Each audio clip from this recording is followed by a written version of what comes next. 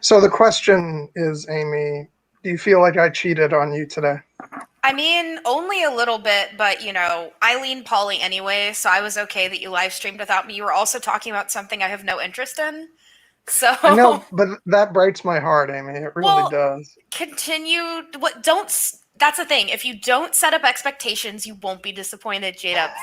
That is why I never use the D word, disappointed, because that just means that I had expectations that person obviously could not, live up to.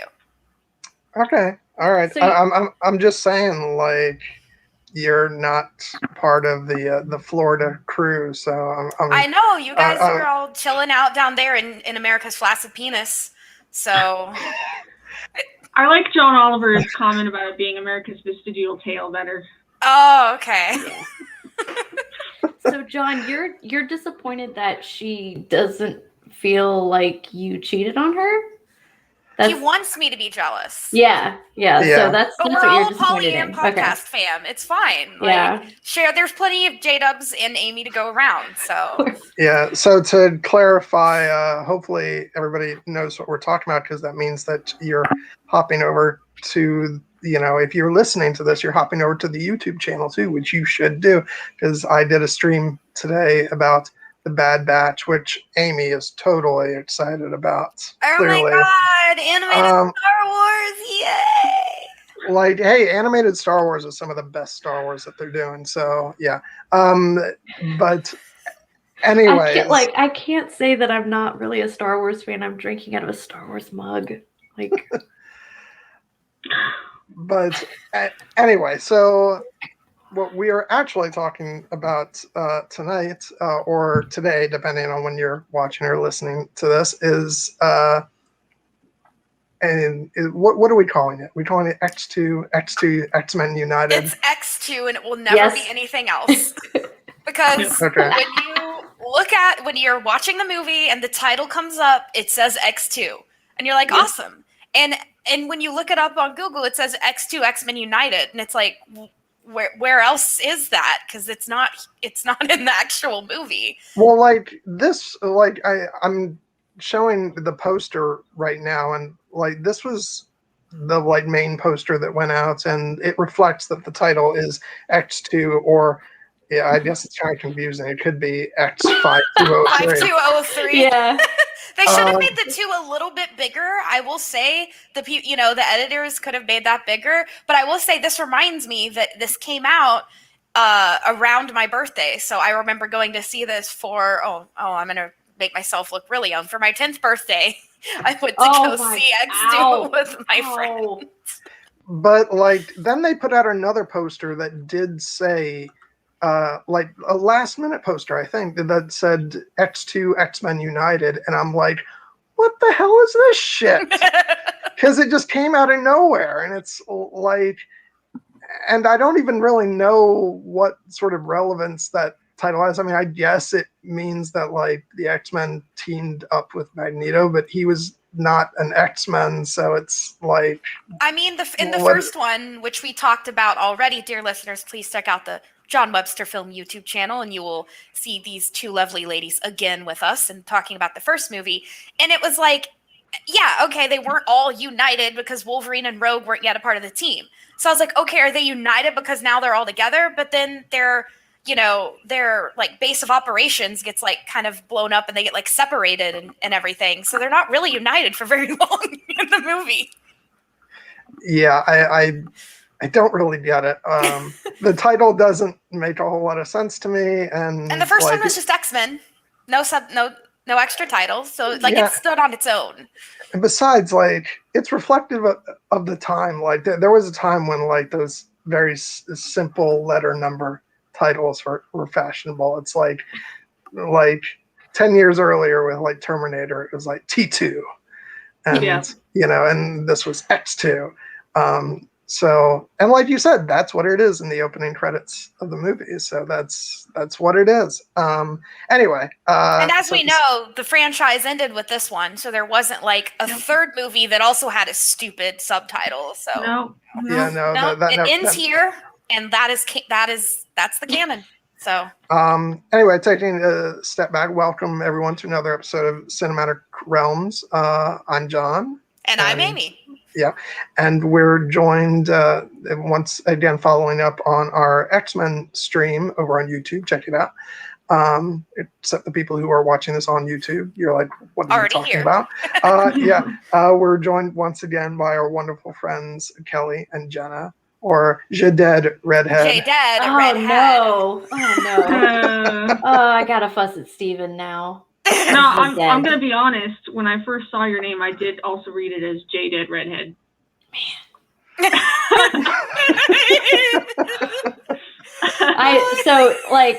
The one who says it the worst is Robert from A Deep Geek. I love the band, but he says it so weirdly in his British accent. jdedredhed. It's like, no. Just a note, Jim Lee, I was on his Twitch in the chat and, just contributing here and there. And I think he called me like Jade Dreadhead. Like Dreadhead. So I was like, nice. Ooh, that makes you sound really metal, Kelly. That's a new one. Yeah. That sounds way cooler than I actually am. Yeah, Dread, woo, rock and roll. Woo. Yeah. Now I just want to say, like, I rewatched the movie this morning because I always put things off to the last minute, apparently. And like, I was just reminded of, like, it just transported me back in time because I'm seeing like, Ian McKellen do his Magneto thing, and this was like after Lord of the Rings had come out, and I was just like, man, he was the boss at that point. He owned the early 2000s cinema. He was the guy to cast. And I remember fan casting, kind of, the internet was around, but like not what it is today, definitely. But I remember my family did have a computer at that time, and I was looking on some forums, and people were like, he should be Magneto. And I was like, that's it. That's canon. They have to hire him. And then when they did, of course, then everyone blew, the internet blew up. But that was in with 2000, the difference between him in 2000 and 2003 is like, it's like he was like a millionaire and then a billionaire. Like he just kept becoming more iconic and had these more iconic lines and iconic parts. And like, for me now, I know that they're going to make more X-Men stuff, but Magneto is my favorite gray area character. I won't say villain, because especially in certain parts of the comics, he's really more of a white hat. But he is, I think, hands down the best quote unquote baddie like in comics history.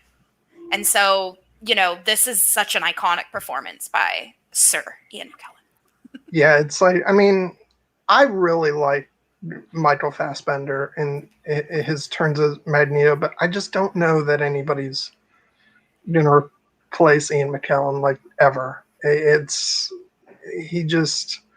just something about him where he's so, like, compelling to watch. And even when he's doing these bad things, like the movie, ends with him, using his friend to like try to kill all the humans. It's like that. First of all, that's a bad like moral decision, and two, he's really doing something awful to Charles, by doing that. Like, but I still love him. He's such a great character. But yeah, so yeah, he's great. But I don't know, what was what was your reactions when this movie came out? We kind of talked about how we reacted to the first film, but this was building on what the first X-Men had established. So like, I mean, I was completely in love with it when I first saw it. But what were your guys' takes? Let's just say that it was in the running for most badass opening scene with two towers. Yes. Because I was just like, I had seen Two Towers, and then this comes out, and as far as like an opening scene to really like kick this shit off, I was just blown away. I absolutely loved it. I mean, I have like a very odd crush on Nightcrawler anyway. Same, But, and it's not even odd. I love that blue bastard so much. Yeah. I mean, so great. Alan Cumming, like, he's such an inspired choice for this character. Yes, that's a great way to put it. Yeah, I definitely had a huge crush on this like character, like his version of Nightcrawler, but I don't like Alan Cumming, of course, doesn't do anything for me, and I'm sure I don't do anything for him either. But I don't know. It's like, but, because the thing that I had seen him in before this was GoldenEye, you know, with his whole "I'm invincible." Yes. And he was a Weasley character in that, Yes. but also very good. Like, Yeah. So when I saw him in this, I instantly recognized him, and he's a fun character actor to watch, and in this, like, he's just so good because he's like instantly really sympathetic and compelling. So, and he makes it makes for a great opening action sequence. Yes. Like, I'm gonna go on and on about might as well get it out of the way. I got the soundtrack on me. It's right here. Physical media. Yeah. I will say, that music was it was intense as well.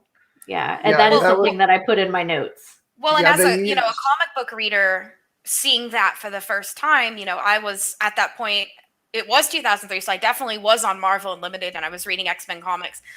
It was like, what's wrong with Nightcrawler? Like, something's wrong here. This should not be happening. So automatically, there's something up with like a handful of mutants. They're not acting the way that they should. So the uneasiness that it creates, and also the fact that like they start this movie out at 100 because they're in the freaking White House. Like, you don't get any more than that. Like, obviously in the first movie we had a senator, so you already had these kind of political things, but this movie, even more than the first one, leans into this idea of like political activism, right? Especially the ending scene where they like freak out the president, I do like how in both of these movies, like, I don't have to ask, what political party is in charge, honestly. Yeah. Definitely. Yeah, the language they use to talk about mutants is very similar to a certain party, how they talk about immigrants. So, yeah. I did love the first time we see, like, a BAMF, on screen, like an official BAMF from the comics. Yeah. So, Jenna, what was your reaction to the film? I mean, it came out so long ago. Sorry, Amy. You're only 1 year older than me, Jenna. God. So I don't actually remember when I first saw it, but I do remember always liking this more than the second one. And I hadn't seen it for a couple of years until last night when I watched it again. And I just, it's a movie that I think has some plot issues, but overall, I do really love it. Like, I really love it, even more than the first movie. I really just love watching people with superpowers beat the shit out of each other. Like,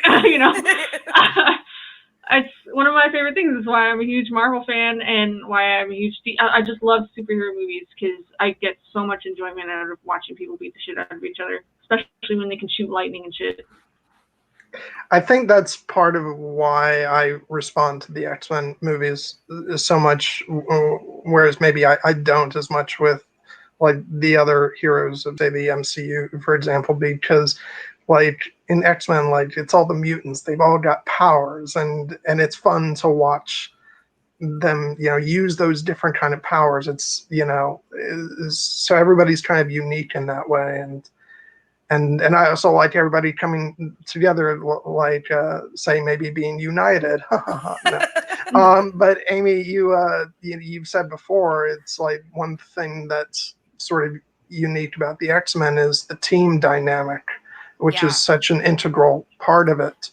Yeah, And because you and have I that like with Avengers and then on the DC side, the Justice League, but they're all have their own titles and then they come together for for a different title. And X-Men, they always have had to figure out a way to work together. And so I really like that. Also, the good thing about the comics, and Kelly can back me up on this, is the cool thing about it is that you kind of have rotating teams, you know, like characters go in and out depending on what's kind of going on in their lives. Like Banshee and his girlfriend randomly decide they're going to actually work on their dissertation and go to college for like so many issues. So there's all of that. And so that's what makes it perfect for a franchise because, oh, you don't like, they didn't have the rights to Scarlet Witch. Okay. But they have the rights, you know, later to Quicksilver. So they can put him, you know, like all you have to do is get rights to a handful of mutants and you've got a movie. So I really like that about it is that, you know, obviously if you're trying to make like a Captain America movie, you have to have rights to Captain America or else it's not happening. But X-Men, that's not the case, which is why I believe this is Fox, right? Or is it? Yes. Yeah, this is why It's Fox Fox. was able to do this, even though Marvel was holding on to some rights. And I just remember, like, I don't know if any of you have seen Scrubs, but there's this character in Scrubs who hates Hugh Jackman, and that's like his main like shtick. And it's just really funny then watching this because I freaking love Hugh Jackman as Wolverine, and I don't even like Wolverine. So it's like if he makes me like Wolverine, then like this man is doing his job. It is also funny. Last night I was like, wait a second. When I was watching, I was like, he's really tall, isn't he? And he's like 6'3". I was like, darn, that's the only way that he is not Wolverine. Is Wolverine is supposed to be like a 5'2" scrappy. You know, because Wolverines, they're little like rodent things. Like, Yeah. Well, they're and kind actually, there's something funny about that with X-Men: Days of Future Past. I think they said that they had to cut a line where when Wolverine is trying to convince Charles of that he's from the future and everything, and Charles remembers when he and Eric went to go try and recruit the younger version of Wolverine, and apparently the original line was, "Oh, I do remember you, tall, lanky fellow," and they cut that line out because Wolverine isn't supposed to be tall. So so they thought, oh, better not. Or lanky. Better not go there. But when I first saw this, he's not even lanky. Yeah. When I first saw this, I went to see it with the same friend that I saw the original one with, and we were both really big X-Men fans, so we really were enjoying it. But I just have to say that, you know, if there were a movie to come out after this, say a, X3, standing in an upright position for the final time, something like that, the reason that is so despised by a lot of X fans, including me, is because X-Men, the first one, perfectly set up X2. It's like, what are Wolverine's origin stories? You know, Rogue is now a part of the team. Is she going to get along with the other kids, right? There are all these questions that then X2 almost immediately answers and then sets up more questions, right? And so you can tell by the end of X2 that leading into another movie, it's going to be a question of kind of mutants on a larger scale. Like the quote unquote mutant problem is becoming much more of the main focus. So then when we got, I'll say it, The Last Stand, and it didn't do what the other two movies had done. That's a lot of the reason it was so disappointing, because X2, X-Men United, had all of these elements coming together.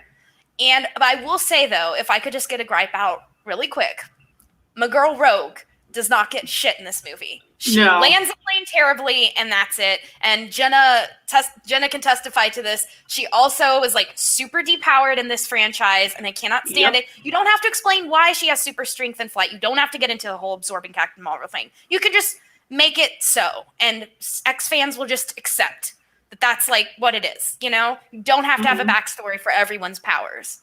So it's like, okay, you took one of the most badass comic book characters, you depower her, and in the second movie, you when she was basically the main character of the first movie, then all of a sudden she like goes, but then doesn't really even leave the plane, and then just like terribly lands it, which but I wouldn't have done a better job. They clearly had to just focus on the fact that you know, how she revolves around a male character. J-Dubs! So much rage! Feminist rage. I know, and Bobby in the comics is gay, so I'm like, why are you killing all the gay characters? Because it was, Stop it. what, 2003? Yeah, I know, Jenna. Yeah, but yeah, she's basically just following Bobby around the whole time, and her whole plot is, can I fuck my boyfriend? Can I kiss my boyfriend? It's like, this is not Rogue.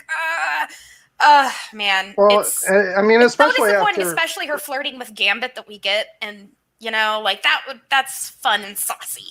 And well, yeah, I mean, I think really? it's especially because we've, you know, you and I have been watching the animated series, so it's like, no, that's Rogue. No, yeah. But that said, I don't have like any issue whatsoever with how Anna Paquin like plays the character. I think she was given to work. Yeah, she does a really good job. It's just, it's not a great. And in the first movie, she was so young then. She was one of the youngest of the cast. And so she really grew as an actress and an actor in this movie. And I think that this definitely presaged her success in True Blood, that huge HBO vampire show that was like hot shit for a little bit. They I don't know what that is. They definitely capitalized on Anna Paquin's ability to scream, like, very convincingly. Yes. Definitely. Some of the best screaming I've ever seen in a movie. Yeah, like that first scene where she, you know, of course, you know, makes her first boyfriend faint. And the way that she's just like standing by the door screaming her head off. It's like, yes, girl. This is way more believable. I mean, gotta hand it to her. That's a good scream. It's a great scream. She's so good at screaming. I know it's such a small thing, but there are so many, like, especially horror movies. I love horror movies. So I judge actors by their screaming ability. Oh, you don't love it when you hear the same stock scream, like, over and over? It's like in SpongeBob with the guy, my leg, and like anytime there's a crash or anything, it's that same fish saying, my leg. But, and Storm got a bit of a personality in this movie, slightly. So they did improve on the first movie. They also gave up on her trying to, like, have witty one-liners. No, the accent. The accent. Oh yes. It's like, now, Hallie, just be you. But I gotta say that actually worked in her favor, because I feel like she was more natural in this film, and she does seem like more of a character, even if that character isn't necessarily Storm. Well, it's not like they ever tried to explain where she was from anyway, so if they're not even going to try and explain, she doesn't really need the accent. But, I mean, I do really love just her dynamic with Kurt, and in that whole thing. It allows her to have some, you know, better dialogue than, you know, the classic from the first film. Just, I don't want to remind you guys of it too much, because I know the scars are there. I can't. It's been 21 years and I still won't heal from the line about toad lightning. I can't. But what I found interesting about their interaction is that, you know, Nightcrawler very much has a crisis of faith because he is religious, and yet, you know, he reads his birth and being, you know, he sees it as he's a devil, right? He literally has this like devil looking tail and everything. So that's why he puts Enochian markings all into his skin, right? He feels like he needs angels to protect him, to stop him from sinning and stop him from being a quote unquote blue devil. And she then says one of my favorite lines of this movie, which is, I have faith in you, right? When he's going to have to teleport to a place that he's never been or can't see, which is dangerous. He could literally teleport into a wall. And so that where she's giving him another thing to have faith in, which is himself, rather than, you know, some outside divinity. And I think that, you know, it's not necessarily an atheist thing. It's more of a, you know, kind of seeing other, you know, places where you can find faith and comfort in yourself, which is a very Buddhist thing. So I think Storm is secretly Buddhist. Yeah. I do want to highlight some of the other actors throughout the film, and it's a small role in this film, but I actually do really like what Bruce Davidson brings to. It's not actually Senator Kelly, but Mystique pretending to be Senator Kelly. I like the subtleties in that scene he has with Stryker, especially where Stryker was talking about Magneto being locked up, and she's like, Eric Lensher, you have access to him. It's just, that was actually the moment when I remembered that he was Mystique. I was watching the first couple minutes of that scene, and I'm like, oh yeah, it's just asshole Senator Kelly, completely forgetting that that he died in the first film. But then as soon as Mystique says that line, I was like, oh, that's right. And and that's a great opportunity to sort of move into Mystique. Let's just talk about how.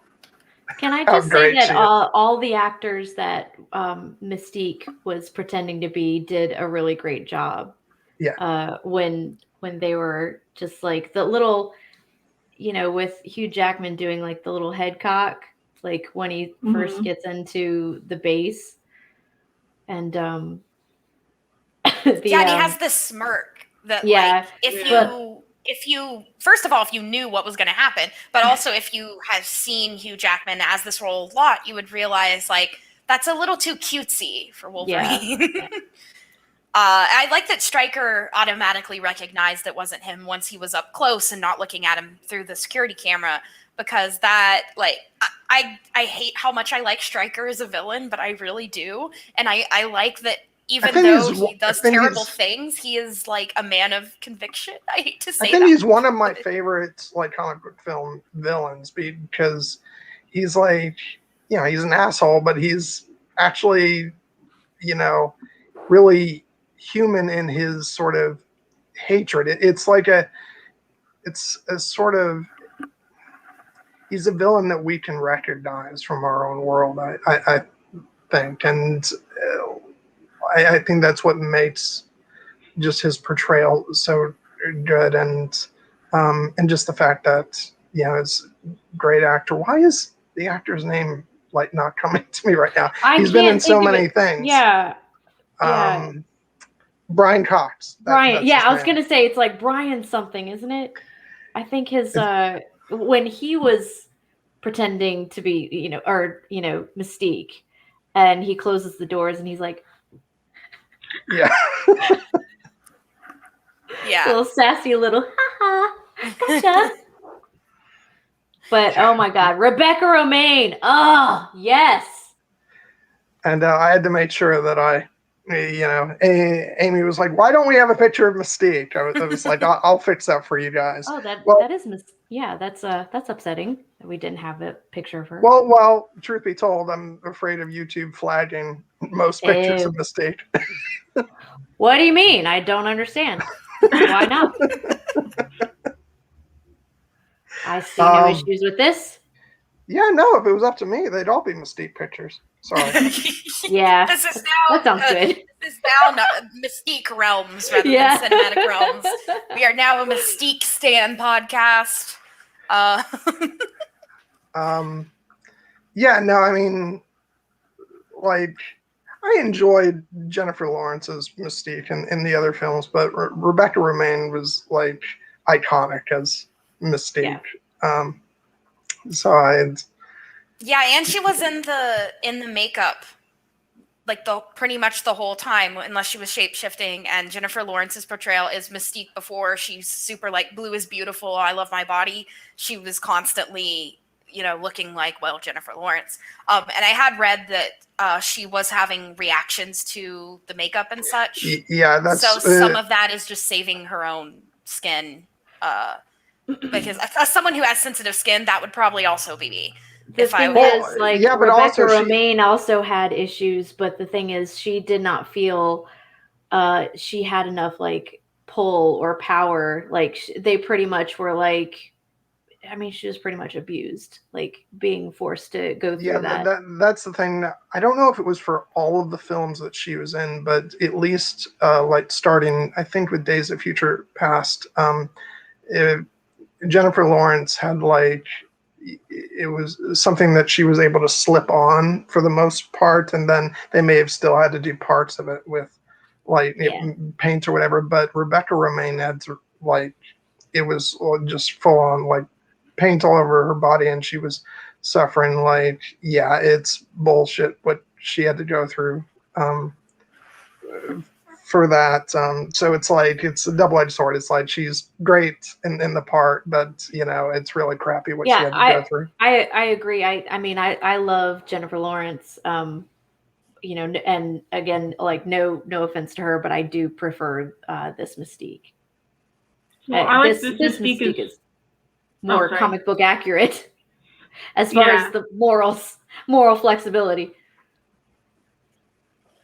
Yeah, my thing was that this is a Mystique that knows who she is and what she's about, versus Jennifer Lawrence's Mystique, which is like so wishy-washy, can't figure out what she wants to do. It's just kind of bouncing between two men, and like, you know, her story in the new movie is like so wrapped up in which man is she gonna choose.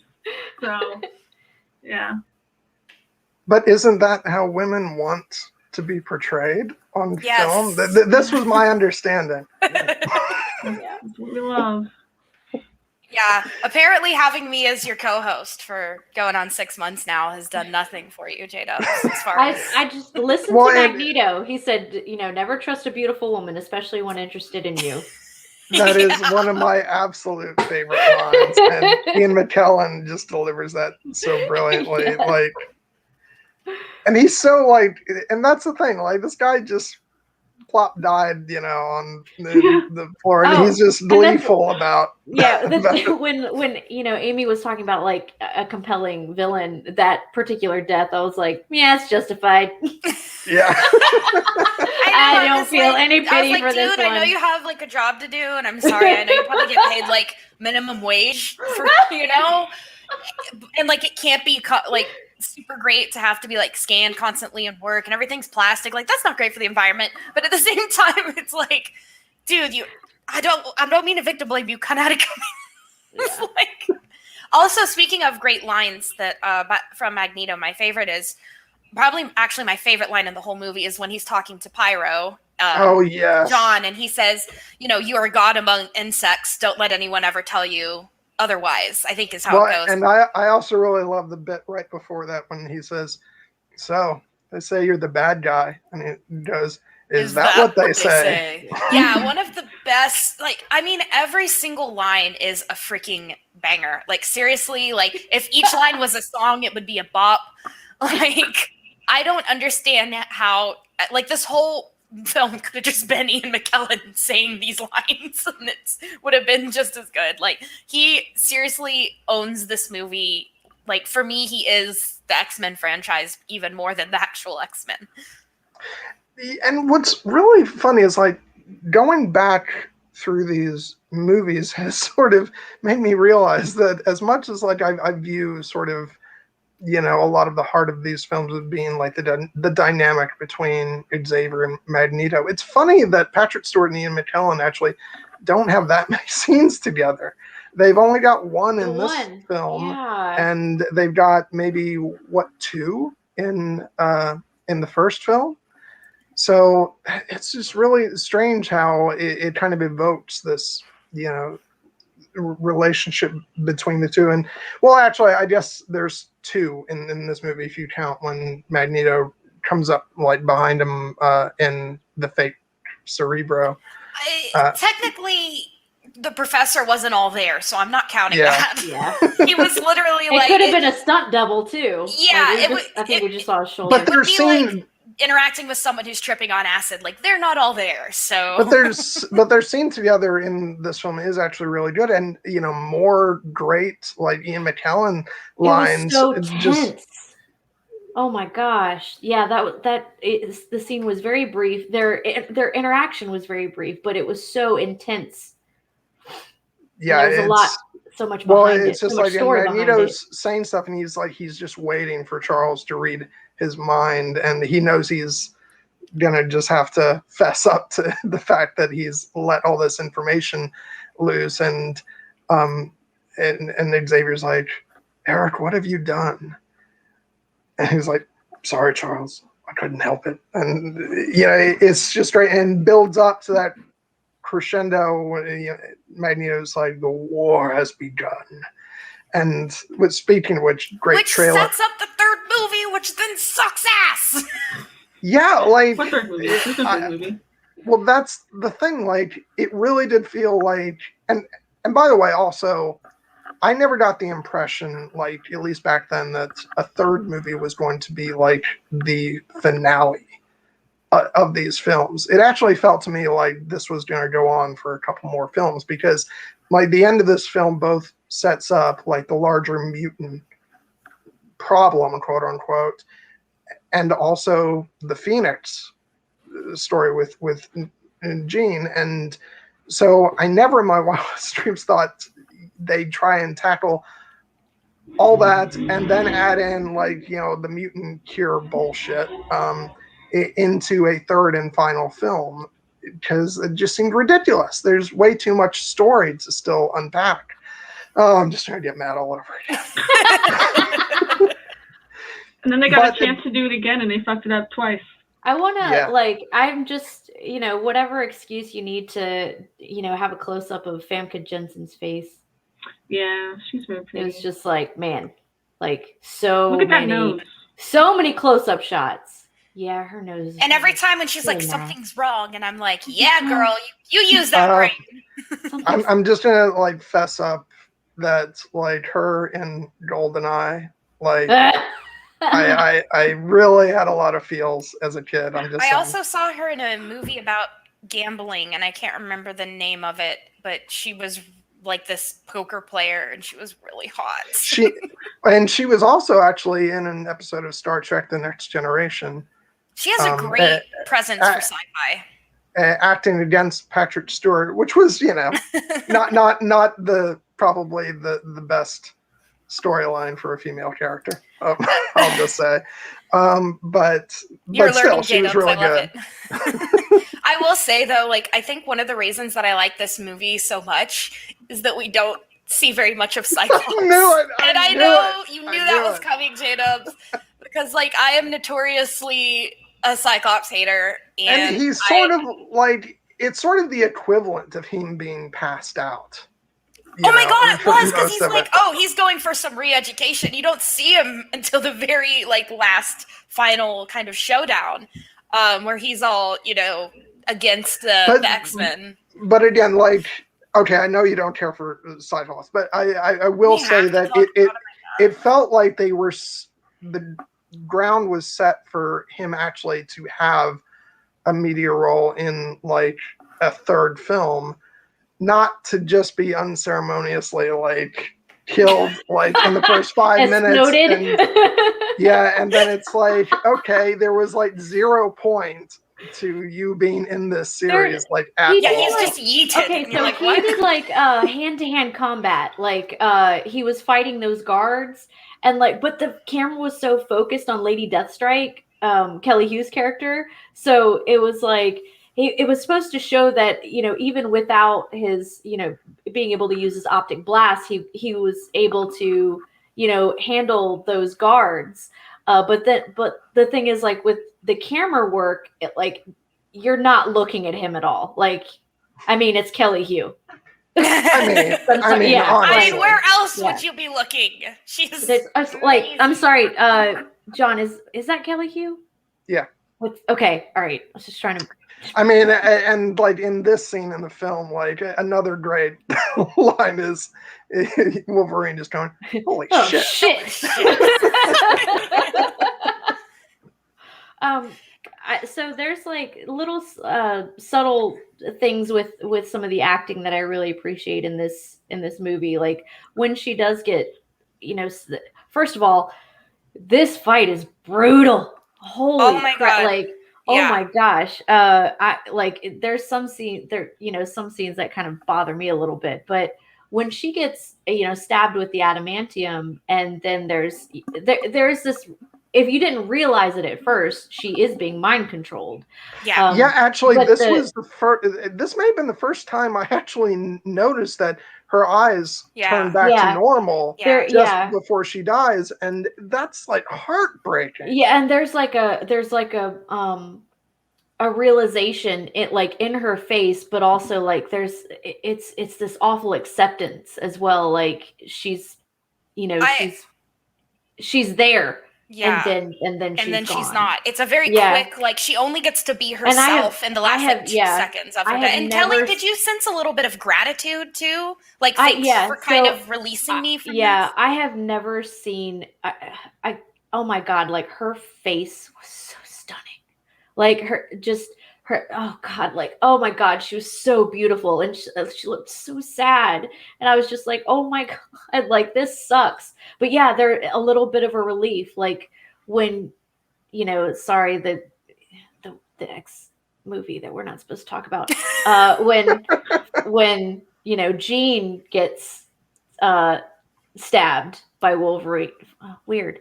It's almost like there's like there is like a I can't think of it. Like resignation or an acceptance. But yeah, that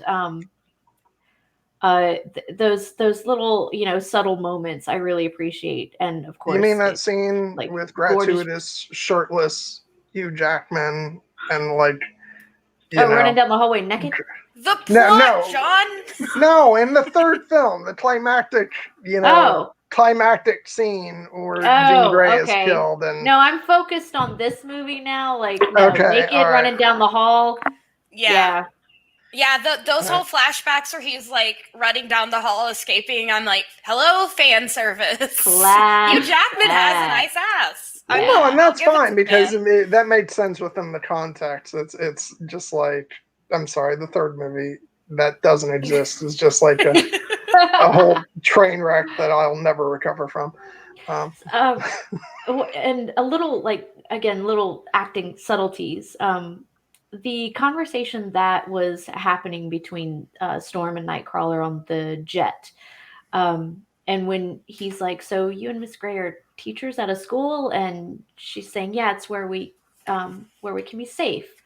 And he goes, safe from what? And there was so much innocence in that one little line, and naivety and sweetness, and just like the pure innocence that Nightcrawler is, and how how wonderful he is. I freaking love Nightcrawler. I've cried twice when he's like died in the.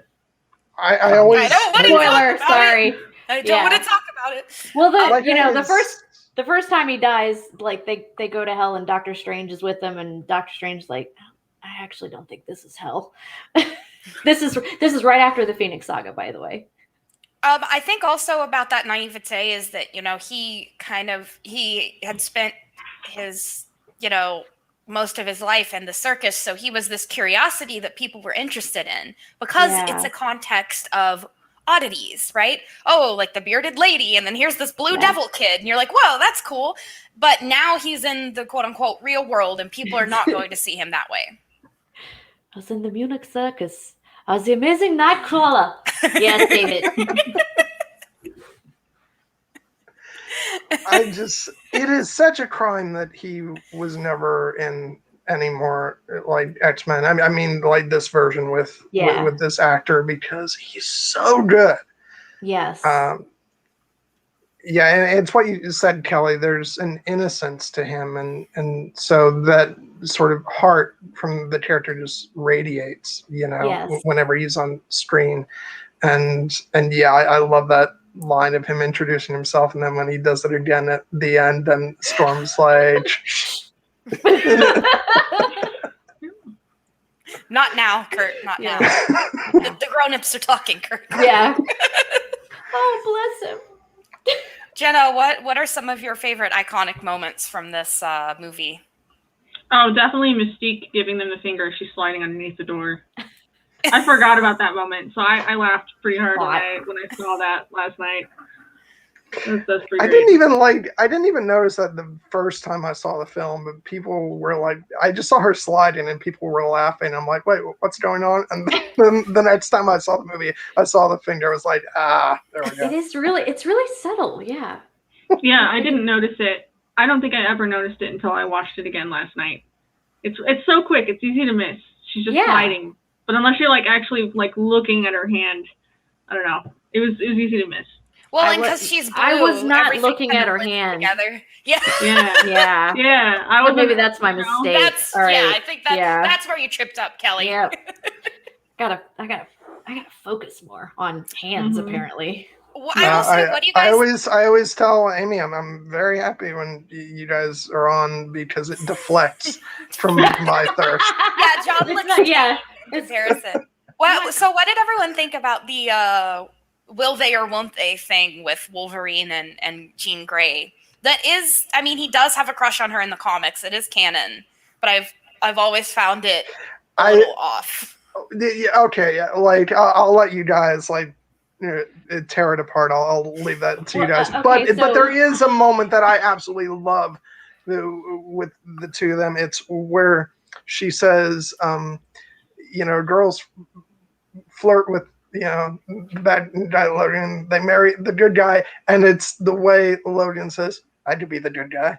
I just find that so funny. But yeah, I'll leave the rest of it to you guys. I didn't like it. No, you're good. I had forgotten about when he like forcefully kisses her when they're at the plane, and with the conversation around consent changing so much recently, I don't view that scene the same way. It's not romantic to me, and I do view it as an assault. Yeah, and I think also is she married to Scott at this point? They're not married, okay. But she also asked him to stop, and he did it anyway. So yeah, I don't like it. There's a lot of questions of consent too, because then you have the scene where Logan thinks he's having a possible sexual encounter with her, and she's not. She's Mystique. That also is lack of consent because he didn't know who he was with. So yeah, quite problematic if I do say so myself. But like, I've just never liked the whole Jean is especially the original, like the first, like honestly, the first like 80 issues, Jean is like the only girl. So every guy in the X-Men eventually has a crush on her, including Professor X, which is creepy. And I don't want to talk about it, but I'm just letting you know, dear listeners. But not in these films. So please don't diss the movie, Charles. I know you love movie Professor X. I'm just telling you, he's actually an asshole, but not this particular one. Not this adaptation. But I just wanted to get the creepiness out of the way. So it's done, John. You can go back to your rose-colored glasses. I will keep my comic book information inside. I won't. Well, no, you guys modern comics. Talk shit about right now. Like the whole Wolverine, Cyclops, Jean Grey thing is a thing. Oh, I remember seeing something about that like last year. Oh, okay, yeah. I totally forgot about that. Polyamory. Polyam X-Men fam. Polyam mutant fam. Yeah, it's like they all all their rooms are connected. Like, oh, okay. Oh, it's like that.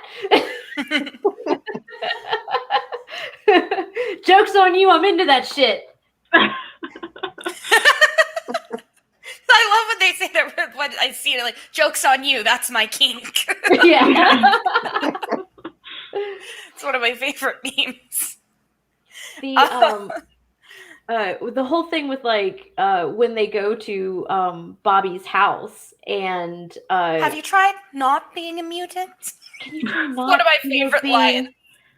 Gay. Yeah. That was the only shout out to him as a queer character in the comics, but I enjoyed it. I enjoyed it as a comic book reader. I was and I didn't even know when I saw these movies that the comic character was gay, but I very much.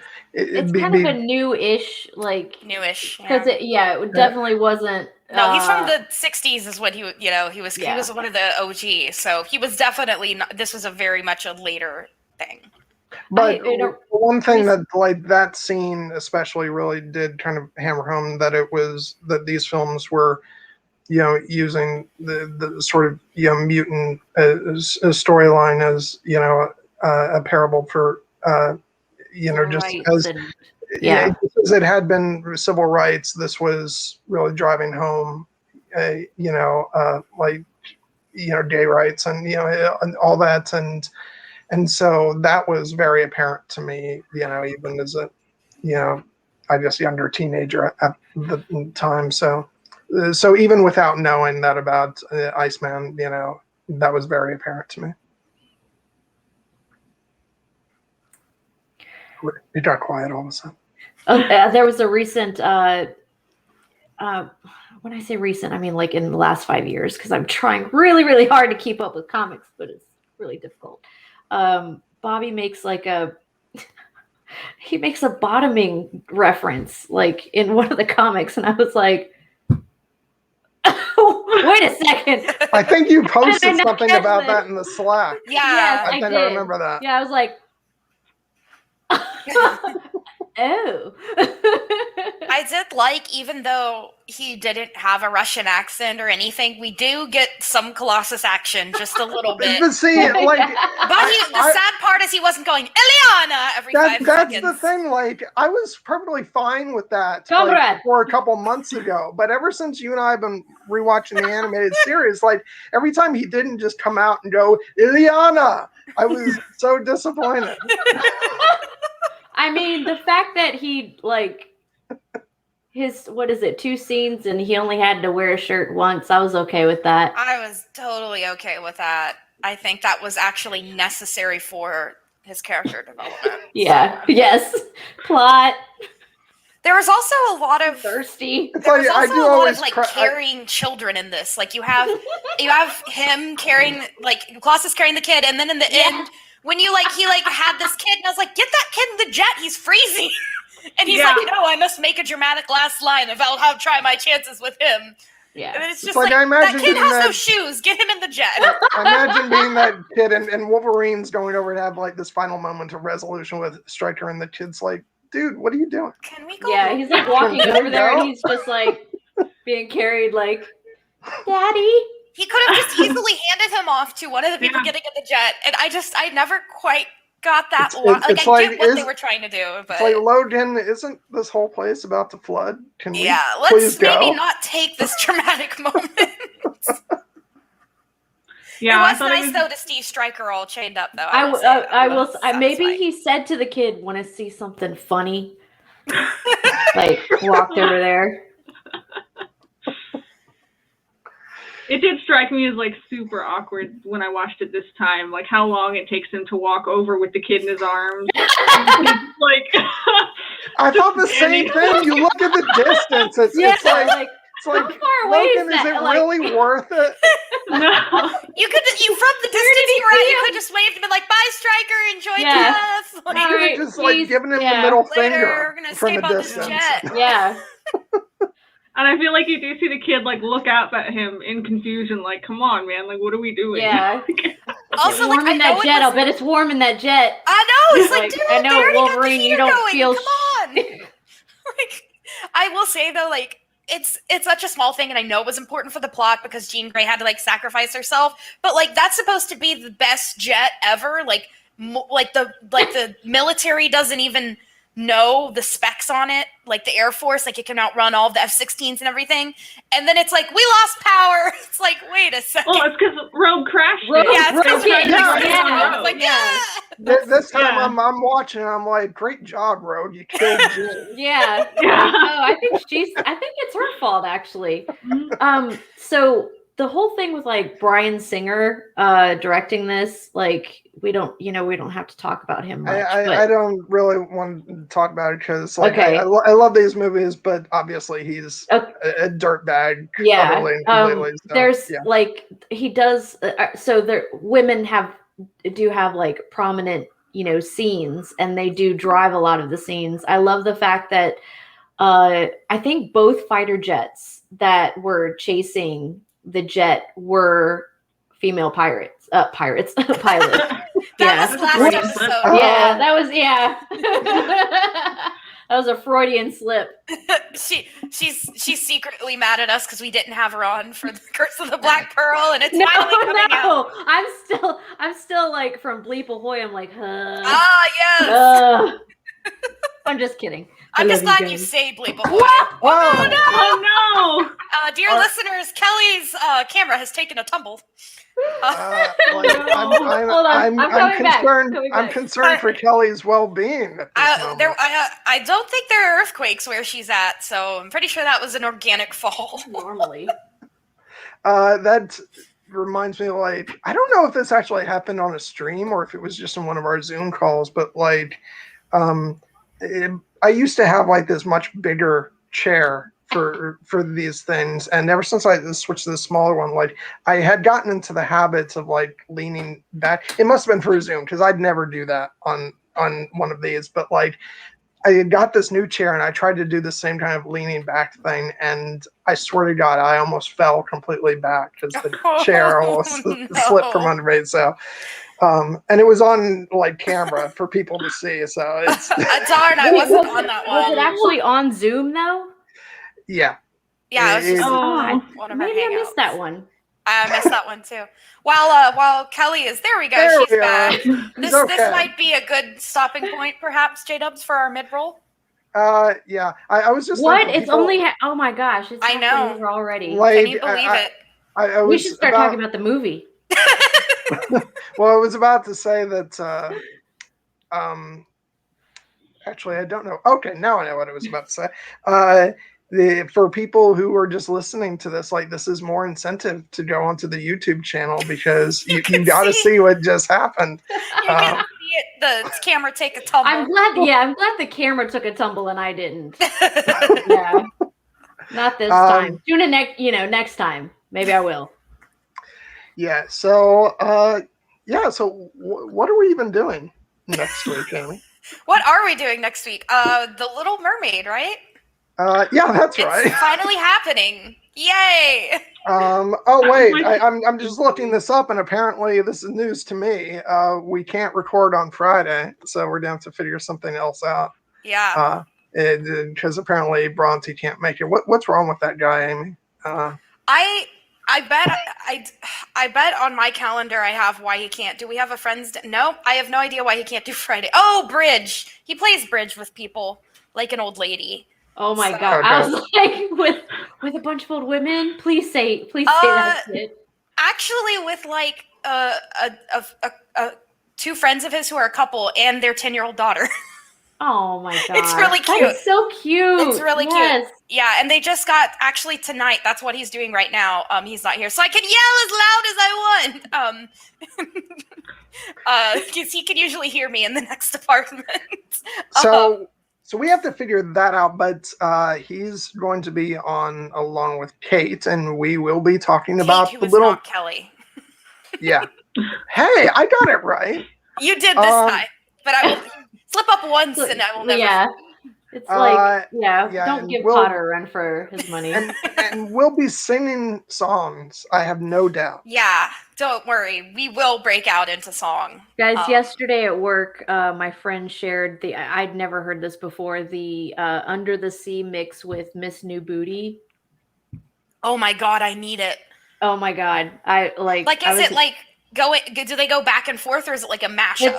It's like Miss New Booty with like the steel drums in the background, and then like the chorus of Under the Sea. So it's like the Miss New Booty. So, okay, we were talking about like because I was like, my coworker was telling me about it, and I was like, I have to find that. Like trying to twerk to Under the Sea, and And yeah. That's great. Then we listened to it, and I was like, "Oh my God, thank you for delivering me this gift." That's like all of the different, like the medieval, like bard versions of pop songs and such. Like, I love hardcore. It's great. You're not gonna get me to do that at Con of Thrones, Amy. To twerk? I wasn't expecting you to twerk. I will be a twerk proxy. No, we need to rely on the Zemo, like the yeah, fist, you got to like, do the pump, the fist pump. Yeah. Oh God. And the finger twirl. Yep. Mm-hmm. Yep. Yeah, it's fine. You're white. People won't expect much. So like just you do you, J-Dubs. You do you. J-Dubs, what are we doing after Little Mermaid if you still have the schedule open? Sorry to put you on the spot, buddy. We have Atonement on the schedule, but that's going to be an interesting one because you have some complicated thoughts on that one. I have feminist thoughts, and don't you worry, you're going to hear all of them. It could not have been made post 2017. Well, actually, this is the thing. What's the actual date of your birthday? Because the 23rd. Well, that's the thing. I always we have Atonement there, but that would run on the 22nd. Should we just do your birthday stream instead, since it's closer? We should. All right. Yes. So after that, it's Mulan, the animated movie. That's the air horn. Is it going to be Buddy Banter or is it going to be Cinematic Realms? Cinematic Realms, and then I'll do my plugs just here in a second, Kelly. Don't you worry. Right, don't you worry your pretty little head. She's like getting her schedule out. No, I'm getting the horn ready.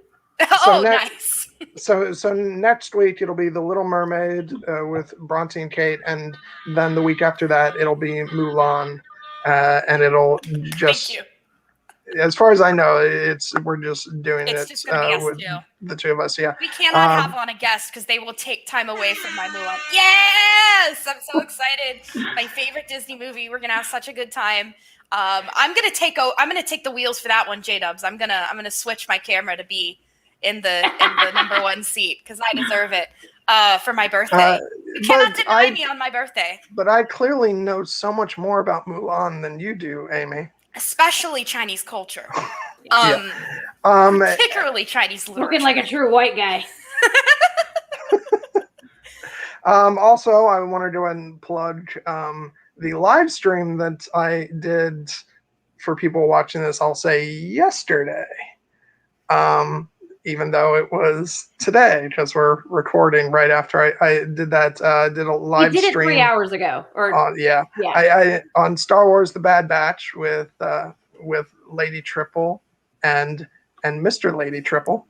Yes, Brian, aka Uncle Bryro. And I had an absolute blast. Maybe because I didn't have to listen to somebody go on about the Poppy War. I don't know. I'm so glad that you mentioned it, J-Dubs. Yeah, waiting on that. Oh my God. Have you heard the good word of the Poppy War, my dear listeners? Wait. Before we get to that, I just want to plug Sundays Here Be Dragons, which we'll be doing a Mother's Day stream, which I think we're just going to be talking about mothers in fiction, and which will give, I think Steven said that gives him probably an opportunity to talk about Avasarala from The Expanse. Yes, she is such a queen. I love her and I'll probably demand to take time away from that main sort of focus to just go on about how great my own mother is, since she can't really come on and do the stream, but I am going to be singing her praises because she is she just simply is one of the best people I've ever known. So I can't wait to hear all about your mom. Yeah. Okay, Amy, now you can go on about the Poppy War. Speaking of mothers, check out the Unspun Yarn, Nessie's channel. We just had our 5th episode of Bleep the Patriarchy. Bleep it, y'all!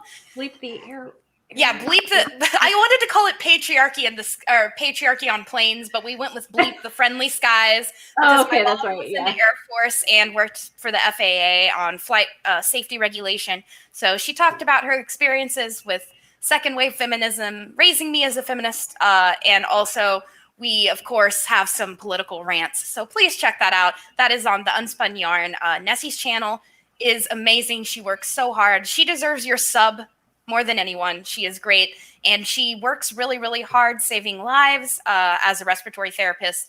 And she really only gets to put content out twice a month. But my goodness, isn't it awesome when she does?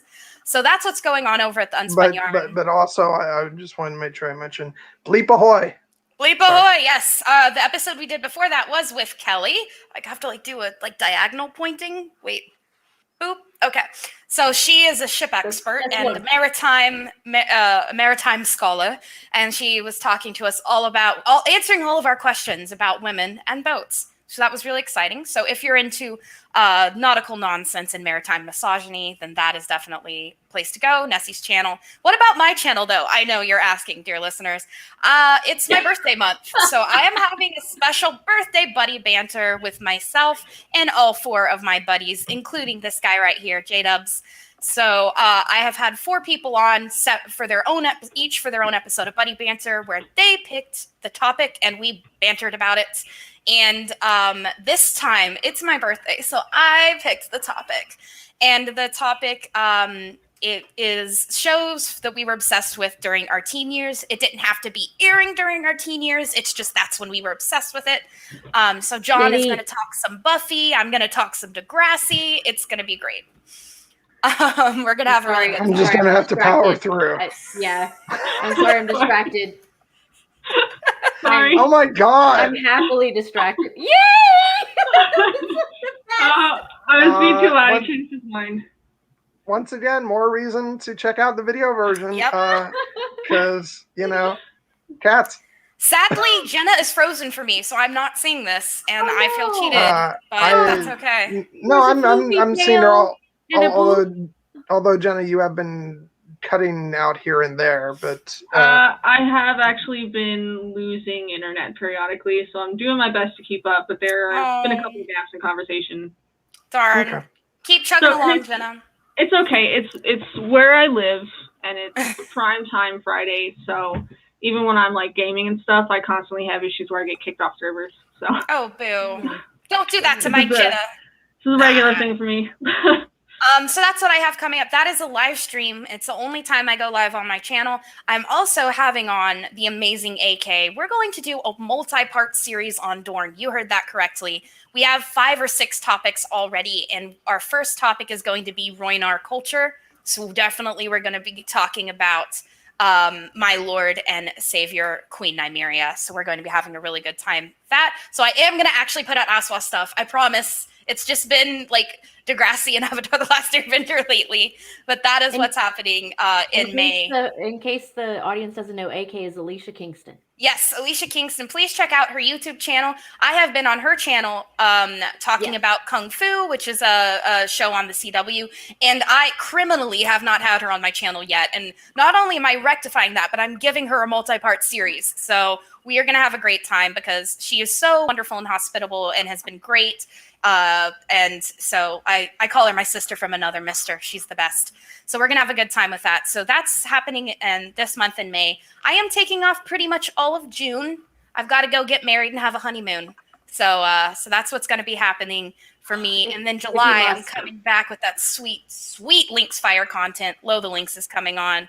We're going to talk about the Poppy War. We also have some Aswaf stuff planned and his Dark Materials. So I love that they are a part of a lot of fandoms I'm also a part of. So we're just going to have a good time. So yeah, lots of stuff going on. Please check me out at Amy Blackfire, AEMY Blackfire with a Y. That is I'm on Twitter, and I'm also on YouTube and any podcast platform that you desire to listen to my beautiful voice on. So yes, please check me out, and definitely check out Nessie on the Unspun Yarn. She deserves all the love. And Kelly and Jenna, I know you don't have channels or anything to plug. But Kelly, if you're up, doing anything with anybody that you want to plug, go ahead. You can do that. And both of you guys, if you have places for people to follow you or anything, feel free to mention. Kelly, I promise I haven't forgotten about our X-Men comics content. I'm planning that for July. I need a couple of months to read all the Phoenix Saga again. Well, July is my birthday month. Ooh. Yeah. So, okay, my name's Kelly, also known as jdedredhed on Instagram and Twitter, so you can follow me there.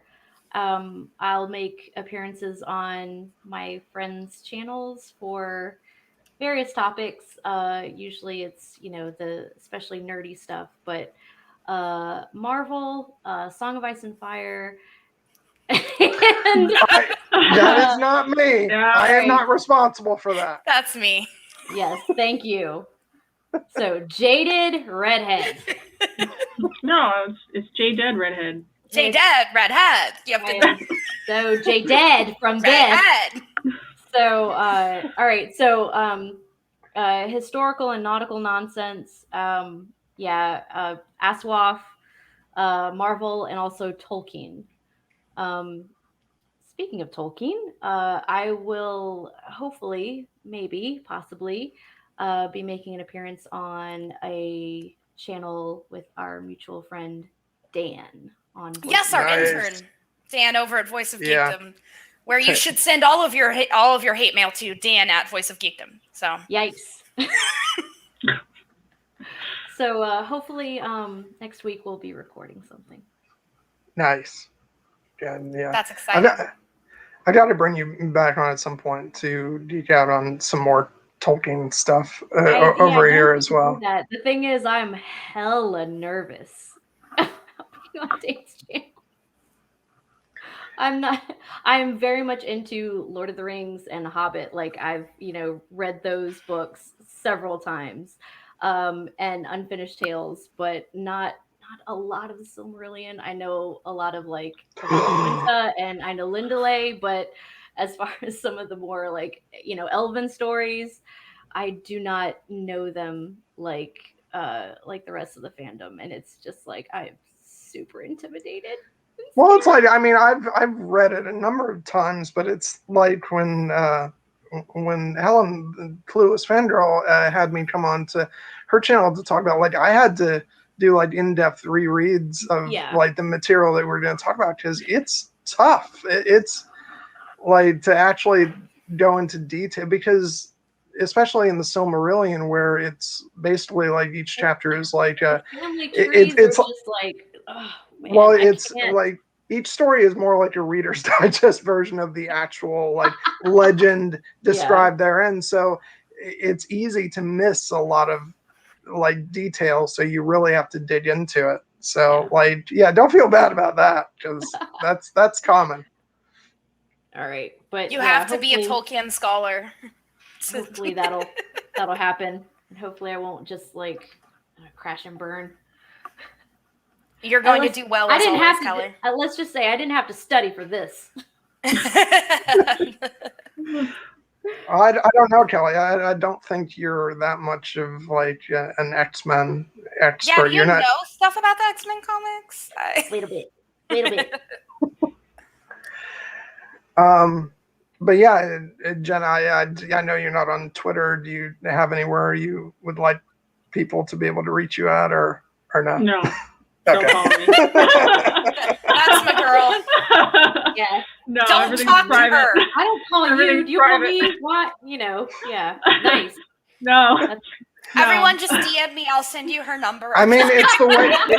It's the way to do it. I was like having a conversation with Amy last night where I was like, I'm very worried. Am I like doing the Twitter thing right? Is there something that I should be doing? Then the other part of me is like, really, you should just say the hell with it and stay away from it all. And it is the smart thing to do, honestly. And remember what I told you, J-Dubs?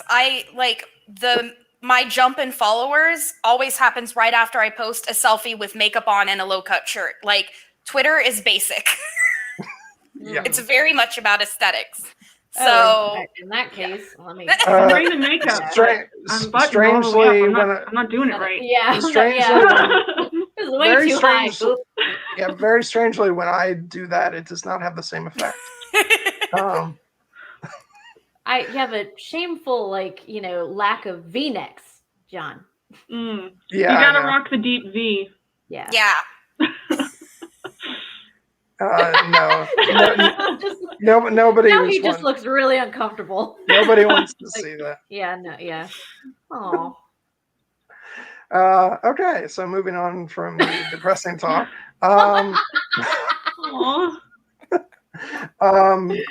Yes. So once again, I don't even know where we left off.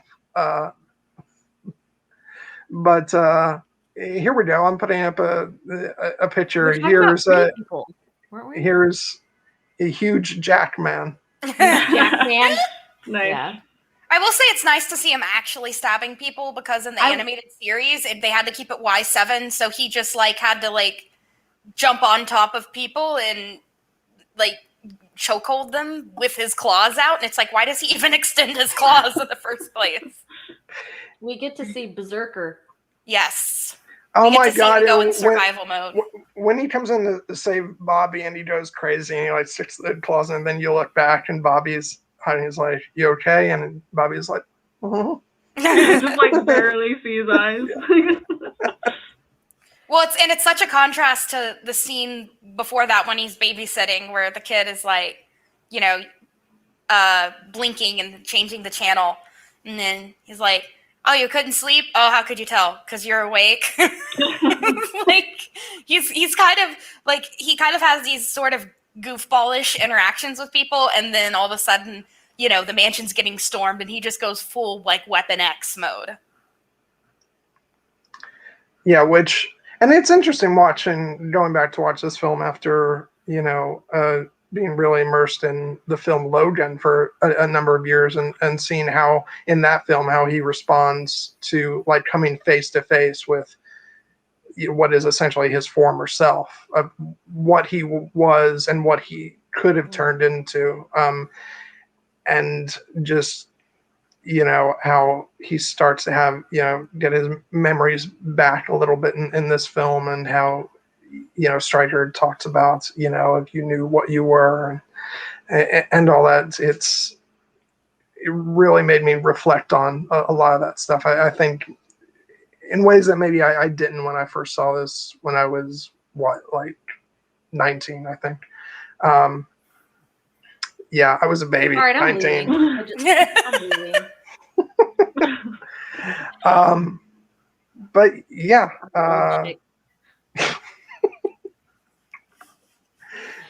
No. Okay, I don't know where I was going after that. Berserker, Logan, former self. Yeah, no, I don't think I had anything else to add. I think that was kind of it. So I would like to say that when we were commenting a little bit about the title of the film, X-Men United, I thought that was actually more or less referring to him staying at the mansion, opting to stay and not run off like he did at the end of the last movie. You know what I think it was related to? Marketing the film. Because Gene, comments about how he keeps leaving. Are you going to leave again? So he when he took his comms off and walked out of the control room, and she's like, he's gone. And then he shows back up. Aw. I do really like that moment where he comes back on the jet, after taking that unnaturally long walk over to Stryker. And so nice of you to return with this child. Yeah. Good. We thought we lost that one forever. Yeah. And what if he wanted to stick with Stryker? Would he have just? But it's that moment where she says, "Are you okay?" And he says, "I am now." I do like that moment of him putting to rest, his past, and ready to move on to a new stage. I think that's a really nice moment, and actually, it's a really nice bookend when you look at these as just two films, which Yeah. that's all they are, Yeah, because only there's two nothing films. else after that. It's a nice resolution to his character arc. But on a serious note, I actually do think that these films, in a weird way, really do work as a two-film sort of piece, because the way you have Jean Grey's narration at the very end, echoing, it's the same narration that Charles gives for the opening of the first X-Men. So there is a sense of, it going full circle. So even though it's not the way that the producers intend you to view it, I am happy that there are ways in which you can look at this as sort of a two-film story. And whenever that voiceover happens, and looking at this, now that the lake is no longer dammed, like Alkali Lake is like fully being its watery self, and so it's like whenever she says that, that sometimes evolution takes a leap forward, you see this like phoenix-like figure in the water, which is so evocative. And I did not so even wasted. And I did not see that the first I think that has to be, I'm at least in the 30s on how many times I've seen this film. I've definitely seen it at least 30 times. I think I saw I love it, this film but so it much, was, and I did like, not see it for like the first total like half of the viewing. Maybe But because it's- when I first saw it, I was looking for it. Yeah, I think it was because at the time I knew that because I had read the comics, I knew that the Phoenix was a thing, but because they didn't, it's like, because it wasn't like in the comics, I disregarded. But I'm just saying there wasn't this like, hey, we're in outer space and she gets hit with radiation, because it wasn't what they did in Dark Phoenix, the movie that's more technically like the comics, technically.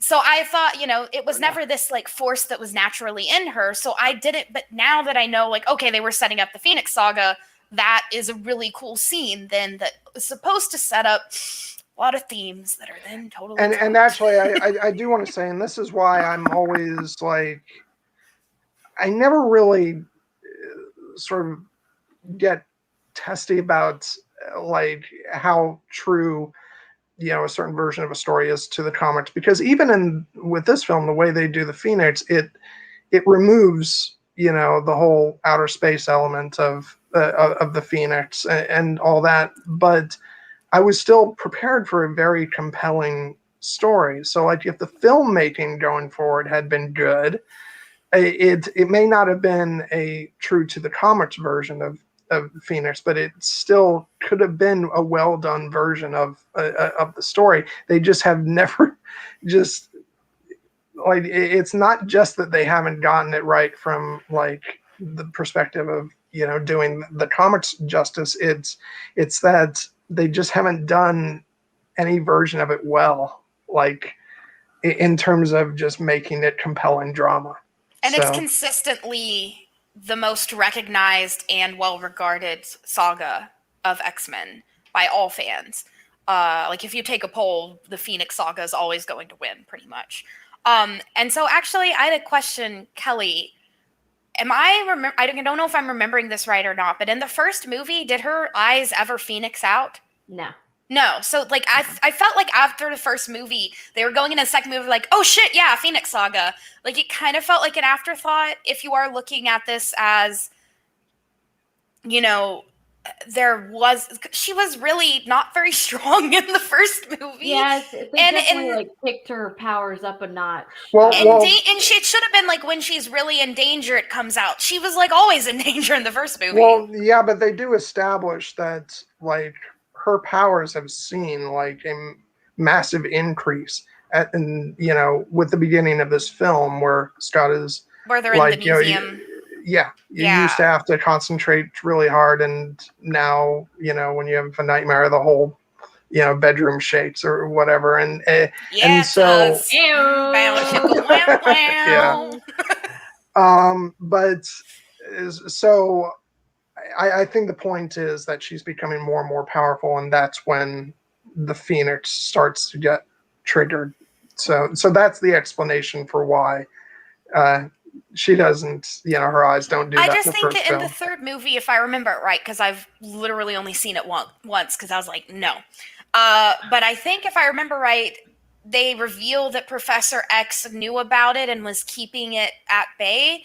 that also actually makes Professor X look like more of an asshole.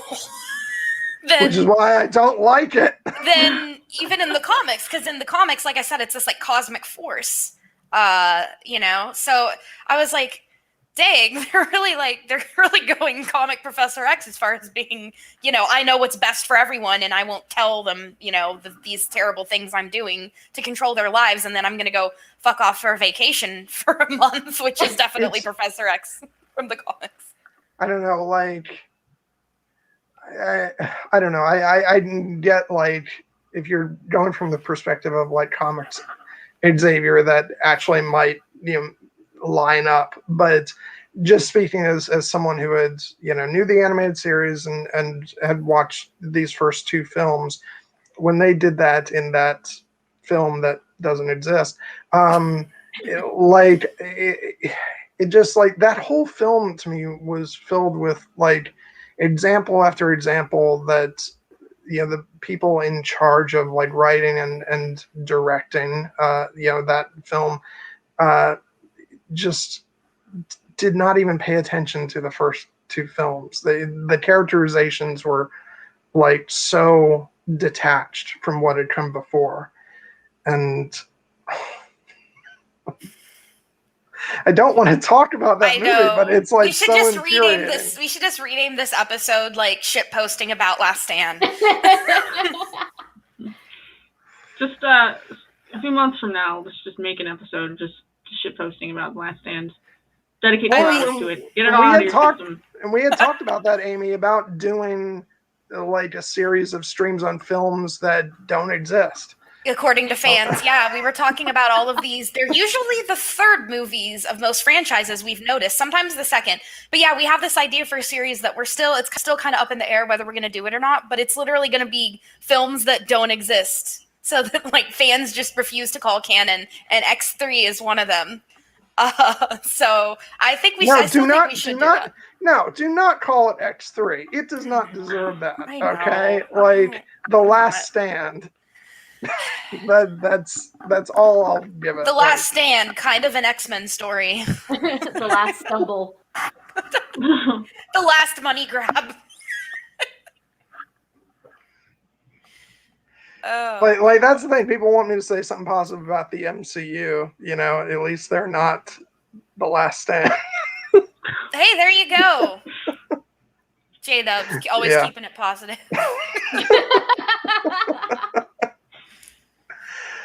But let's veer back to this movie because it's just I noticed sad. something really, really small, and it's probably nothing. Oh yeah. I don't know. Oh, I will. Not what you think I'm going to say, Jenna, but I will say that next. But the first, it's a small thing. Whenever Mystique was the Hispanic custodial worker, and she says, "I taking out the trash" in Spanish. Like, no, it's like a little weird to me. Like, workers are, talking to this Japanese girl. He's going to speak in English. I just found that really weird. It's a tiny thing, but I was like, what? That was very strange. Well, yeah, the actual like janitor would speak in English, but she's trying to sell the role. I know it just felt stereotypical to me. But the thing that Jenna was going, is something that I definitely told J-Dubs and Jenna that I noticed, which is in the scene where the kids are down in the cage and Storm and Nightcrawler are being all heroic running after them. If you notice, they pan down to the kids and Nightcrawler's in the background. And then the next scene, they're running and Storm's like, go down there and get them, Nightcrawler. And then he's there. So he's actually there before he teleports. It's a very small editing flaw, but I just wanted everyone to know that. I got another one. It's almost like movies have editing mistakes. I don't know if people are aware. All they have to do is take out that one scene. It's literally 3 seconds. All they have to do is take that out, and it's totally fine. Well, what's the one you caught, Kelly? It was one of the last scenes in the White House, in the Oval Office, when they put the Stryker files, pretty much like Weapon X, or I don't know if it's like Project Wide Awake or what, but they've got the files in front of him, and in one scene, like when everyone kind of comes to again after the X-Men leave, like the papers are kind of like strewn in front of him, and then the next scene they're in a neat folder, like. But like if you were actually in the Oval Office and noticed that this time. Yeah, if you were in the Oval Office and you were, watching this happen, and then like you blink, and then all of a sudden there's like a bunch of papers in front of the president, like a second ago, I think people would have noticed, like, because they're looking at him like, what's going on with the teleprompter? Can you read it? And then it's like, you don't notice like that a bunch of papers just appeared in front of him. I think they were on their way out, and then Xavier said, "Shit, we got to fix something. Let's go back in." Yeah. It turns out Professor X is actually OCD, and he was like, "Hold up, I have to at exactly a 45 degree. Okay, we're good." I love that though. Like I always notice also stuff with hair, which I didn't. This movie doesn't have it, but whenever two people will be talking and their hair will be this way, and then they go back, and then all of a sudden, like half of their hair is behind their shoulder, and then they go back to the other person again, and then all of their hair is behind their shoulder. That happens so much in shows, not necessarily movies, but shows where like they're having to do multiple episodes, and and then whenever someone will have nail polish on in the same scene, and then it will go back to that person, and they don't have nail polish on. I'm just like, oh, The Good Place, the last season of The Good Place was so. Well, I've said this before. Like the Lord of the Rings films are just littered with like, especially like hair and makeup continuity. Not mess ups, because it's not like they're unintentional. I think at a certain point they're like, it's good enough. There's scenes like that have reshoots mixed in with original photography, like especially in Return of the King. Like Gandalf's facial hair looks quite different in the reshoots compared to principal photography. So especially that scene where he's talking to Denethor when he first arrives, it's like it cuts back and forth between him and Denethor, and it's like his beard is wildly different at certain points. And I remember the first time I noticed it, it was like I'd already seen the film a few times, and I think it's when I went with my parents to a drive-in, actually. Probably the last time I ever did that.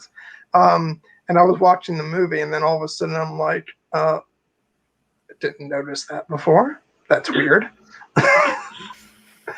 And I think Legolas's arrows changed colors at the end of Fellowship of the Ring. Like his eyes. Yeah. So, and then there's, another moment at the end of that film when Aragorn is running over to Boromir, and one of the orcs lifts his head up off the ground. Oh yes, when you told me that one, now I can't unsee it. I can't unsee Éomer like kicking that dude in the nuts when he's getting off the horse. No, you want to know and Lord of the Rings fans who haven't noticed these are like killing me right now. But like, are you even a real fan if you didn't notice that his arrows changed colors? Well, and when you first when Éomer first meets Aragorn, Legolas, and Gimli, when he says, when he sends them off, and like the camera pans from Aragorn's face like over to Éomer's horse, and you can see Éomer's sword like falling out of its sheath before it pans up to him. And it's like, I see that every time. I'm like, somebody say something. Yeah. I've never seen any of these, and I've watched these movies dozens of times. Good. Don't let us break the spell, Jenna. Only see the good. They're my favorite movies. Don't ruin them for me. No, they cannot be ruined. They are perfect. But like, trust me, it'd take a lot more than us to ruin such an amazing movie. Yeah, it's perfect. Like, well, the thing is, don't listen to like, John. Yeah, for someone who has like spent so much time like poring over all the behind the scenes details and stuff of those movies, I actually just find a lot of this stuff really endearing, because it's a sign of what, like, on a huge production like that, things are gonna slip through the cracks. I mean, there's just no way it's not, and it just kind of makes me smile. It's like, just because so many of those crew members and the cast members, they all kind of feel like family, because it was like 3 years of behind the scenes documentaries, like covering each and every aspect of those films. And so I don't know, I like all that stuff now. It used to bug me, but now I'm like, brings a smile to my face. So. Going back to X2, X-Men United. I have a Amy. Every episode is in some way, shape, or form about Lord of the Rings. I know eventually it's going to go back to water, but I do have a question. The scene where Magneto. Oh God, sorry. The scene where Magneto hella kills that guard. I have a question about, like, right before that, and I'm hoping you guys can help me with this, because he does the scan, and then the scan was like, oh, hold up, metal detected, and then all of a sudden is like, you're good. How? What? No. No. Metal detected after it says detection. I'm confused. It detects something, but then it says there's no metal detected. And that's the important part, because like nobody gets suspicious about that. It's just like, no, you're fine. You're good. Dude, these guards do not get paid enough for this job. I mean, that right there looks rough. Yeah, that's freaking rough. I'm so look at that face. Oh my God. Again, Ian McKellen just like hello, Mr. L'Oreal. I love that. Something about you. Until now, I was having a good day. Yeah. It's like, no, it's not that. That's not it. Yeah. There it is. Too much. There will be no more quips from you ever again. And this freaked me out, especially right now. A little show and tell. I take iron because I am a vegetarian, and I was like, oh, I could get hella murdered by Magneto. I also take vitamin D. I know, like, I should be I also take vitamin D if, like, there was a mutant that, I guess there are some mutants that have, like, sun rays, like Sunspot, but they'd just be like, oh, too much vitamin D or too much iron, and I'd just be hella killed. So, like, that scene, like, particularly, I felt personally attacked. Because I was like, I was told by the doctor to take iron. Yeah.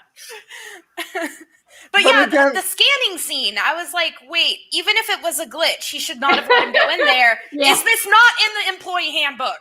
Yeah. I think it's because it couldn't detect, like, an actual weapon. Yeah.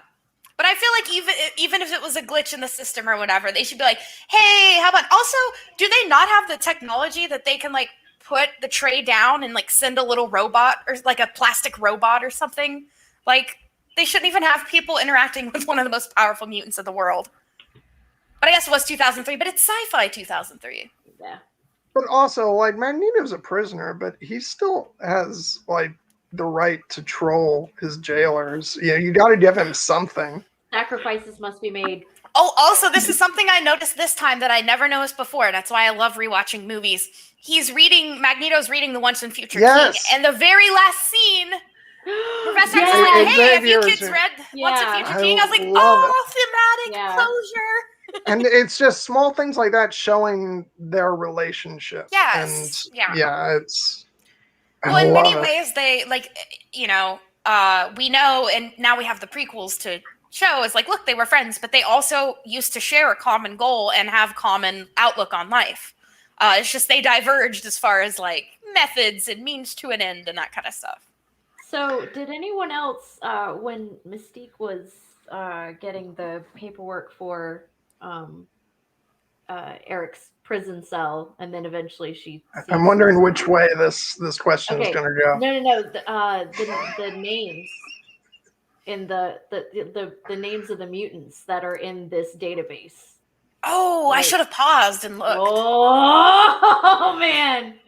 It's like Cannonball, Sunspot. Oh, nice. Shout out. Both Maximoffs, both Cassidy's. Nice. And I think there's like a second Guthrie. I can't remember her name. Teresa? Anyway, so it's like when there's two with the same last name, they don't actually have the first name. No, that Teresa Cassidy is the other one. She's Siren, so she's. Sean I really Cassidy. hope they pay that off in a third film. So, like, of course, like, yeah, like, you know, you've got Eric Lyncher and then Remy LeBeau, like, above. So everyone kind of saw that. But yeah, all the names like Husk, Skin, oh God, like all the names. And one of the names was the poor kid that Wolverine. Lizard Boy. I can't remember. Nearly abducted. I can't remember his mutant name. Also, does he have anything beyond the tongue? Because that's he's got like a he's one of the mutants before like M Day, when like Wanda just kind of was like no more mutants, and then no more mutants. He loses power, but he keeps like he has a weird like he has like a big head. Which I just realized, like that's the whole reason he has to go through that bullshit of Logan carrying him over. It's just so he can stick out his tongue at Stryker at the end. This was very important to the plot, Jada. Yes, yeah, so important. This was. It reminds me of have you guys arc. It reminds me of you guys ever seen Sky High? There's one guy who like turns into a guinea pig and one guy who glows in the dark. And there are all these jokes about like, just because you have powers doesn't mean they're going to be interesting or useful powers. And there's this one guy where everything's just sticky. Like kind of like Spider-Man when he's first discovering his power, like everything sticks to him. It's just like, that's so not helpful or interesting. So I saw the same thing with the like lizard tongue boy. I was like, I'm glad that you're there with like Professor X, but you're never gonna get on the team for the X-Men because you don't have anything. Okay, so those of you that know me know that I'm like, you know, streaming in the wrong room. So I had like my notes were in the other room. So but at least you're in a chair, Kelly. Yes, I'm not sitting on the floor. Yay! Which like I will never not feel like shit about that. Like the fact that you sat through, you know, a 4-hour Return of the King. 4.5 hour. Keep in mind, I came in like 27-ish minutes late, but yeah. Well, that makes a big difference then. Well, I did not know that it was going to be 4 hours. Neither did we. Yeah. Okay, so which I always say that explains why those videos did so well, because I'm convinced that people just thought that the videos were the actual films, and that's why they clicked on it. Yes, more views. Trick them. Okay, so all right, Pyro. That's John Allardyce. Magma. So Amara Kia. I love Amara. Allison Blair, also known as Dazzler. Yes, Queen. Elizabeth, also known as Betsy Braddock. Psylocke. Maria Kaya Santos. I think that's how you pronounce it. Farrell. So you got Teresa Cassidy and Sean Cassidy. So Banshee and Siren. Victor Creed, Sabretooth. Roberto DaCosta, Sunspot. Lorna Dane. Motherfucking Polaris. Bobby Drake, Fred Dukes. That's the Blob. That's actually one of his. Like he's thick shorter, with 2 C's. Yeah, short. So Angelo Espinosa. More than 2 C's, Kyle Gibney, Wild Child. So you've got okay. So Sam Guthrie, Paige Guthrie. She's Husk. All right. So Remy. Gambit. Jamie Madrox, that's Multiple Man. Jean Coy Mon, Karma. Maximoff 2. Kevin McTaggart is Proteus. Daniel Moonstar and Aurora Monroe. So those are the names that are on the screen. And dear listeners, if you've seen New Mutants, some of those should sound familiar just from that. So yeah. What is Daniel Moonstar's thing? Dream. So she's. What is her name? Is it Mirage? Because she like Mirage is I think one of her names, but I think she just goes by Moonstar. Okay, yeah. So she's able to project people's fears. Yeah, and she also I think has very vivid prophetic dreams, like doesn't her, she? yeah, her. I think like Dreamer might be one of her aliases as well. Yeah, which is I get why they changed it because Dreamer is a DC character, so it'd be easy to get those mixed up. Dreamer is in the Supergirl universe. For those of you that watch this show on CW, actually one of the first trans characters too to be playing in a superhero show. So they have female transgender playing Dreamer, which I was very happy about. So those were all on the screen. That's just such a small thing. It's like Avasarala on her phone when it said Doctor Who, basically. And also I forgot what else it said on there.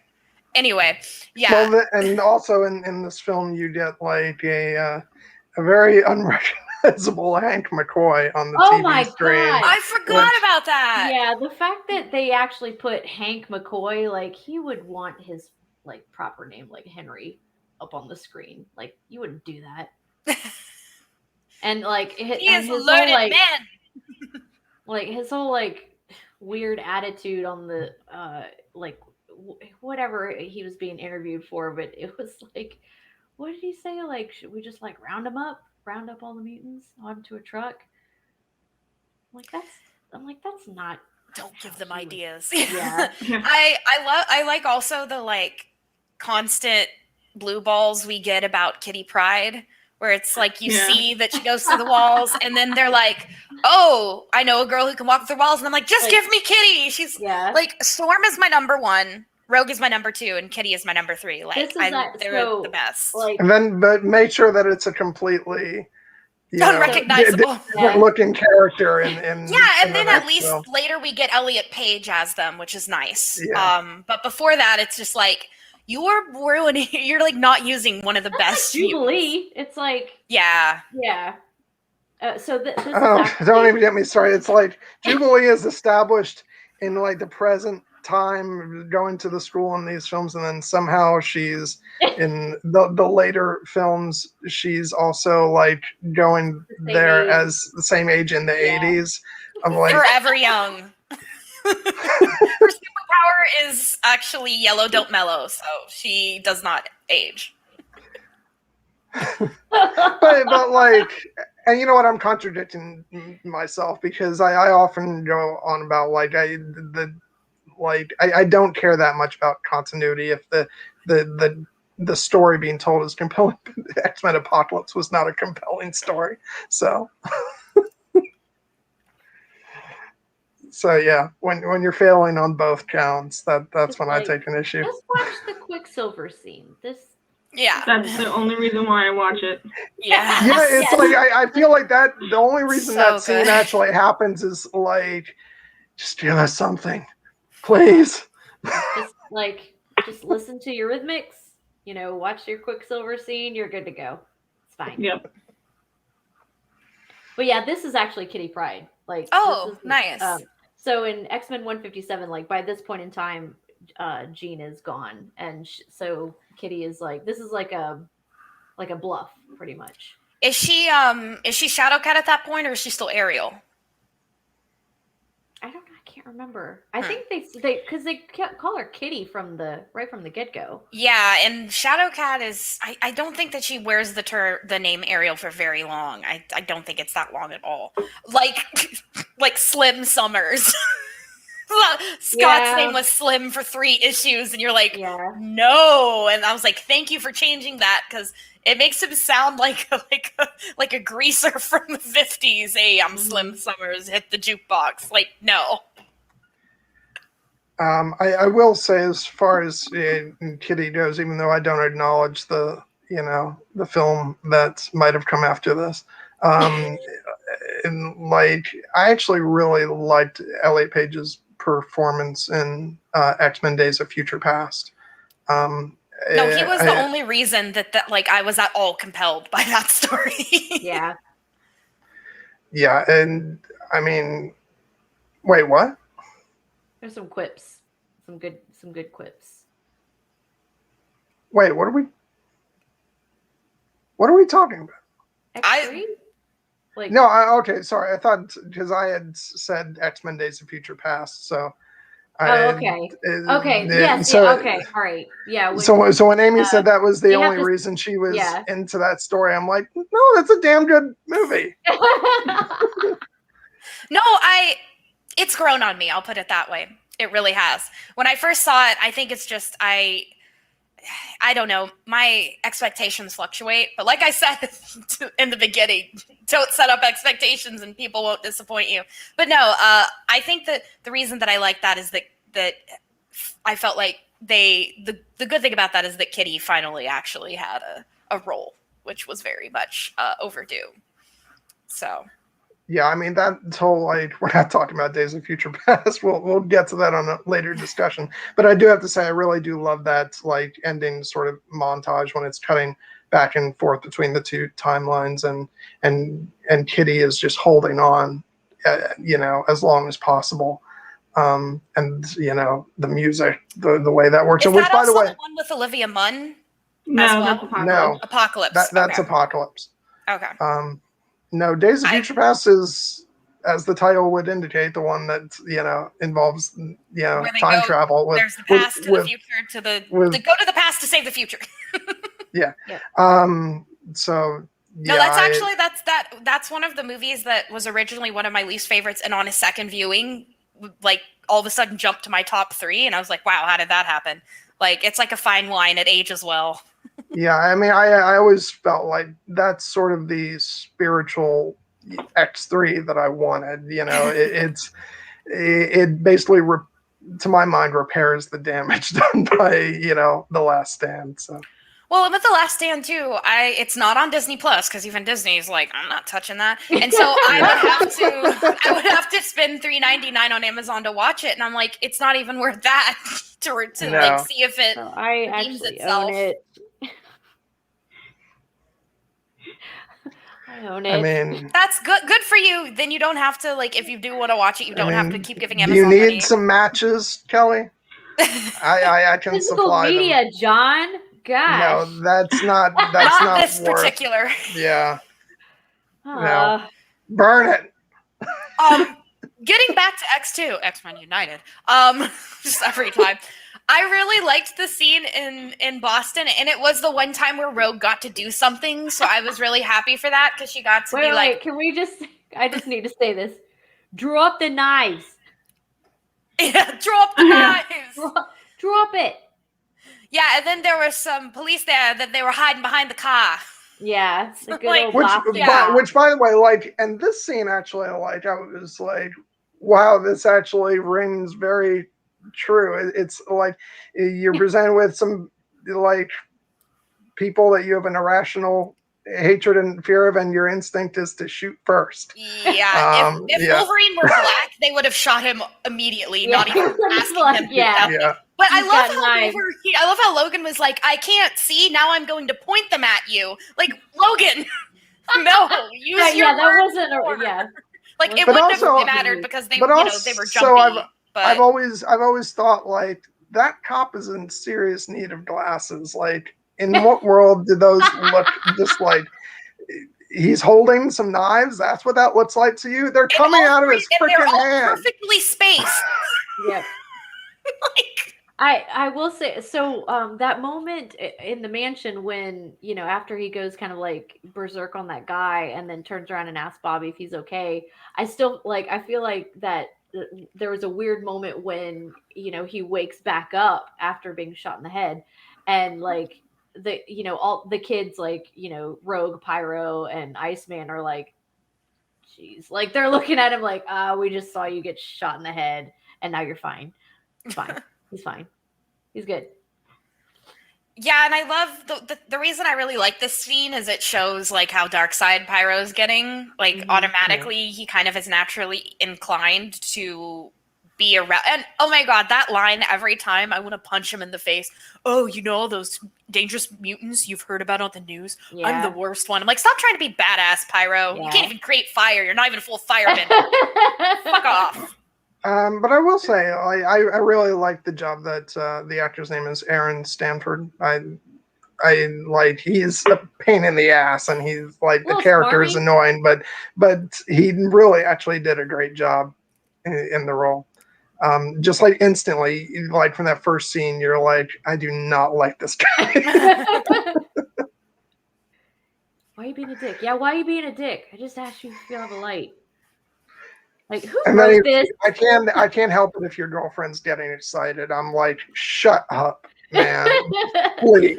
Also, I think in the first movie, didn't he like wasn't there that like montage of Welcome to the Mansion scene where he was like about to throw a fireball like or something, and then Iceman like made it That was a different actor, though. That was a different one, but it was supposed Yeah. to be the same guy, right? Yeah. But it's like, so he's a troublemaker from the beginning.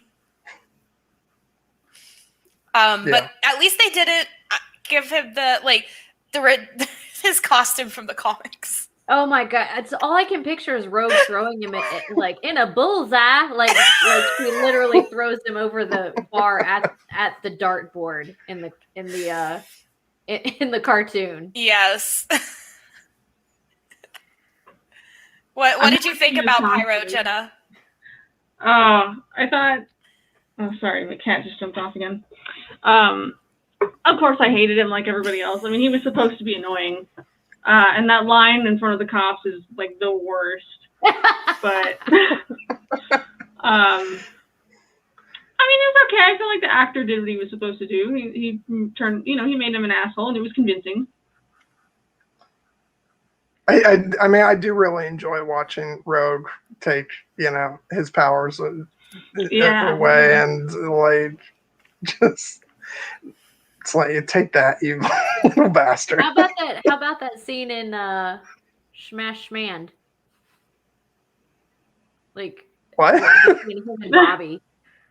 Something about. Oh, I liked that one. Bobby went full ice form. Yeah, like you should have stayed at school, or like. Smash Schmand. I got you. Sorry, it took Smash Schmand. Yeah, I love it. It rhymes with Smash Schmand.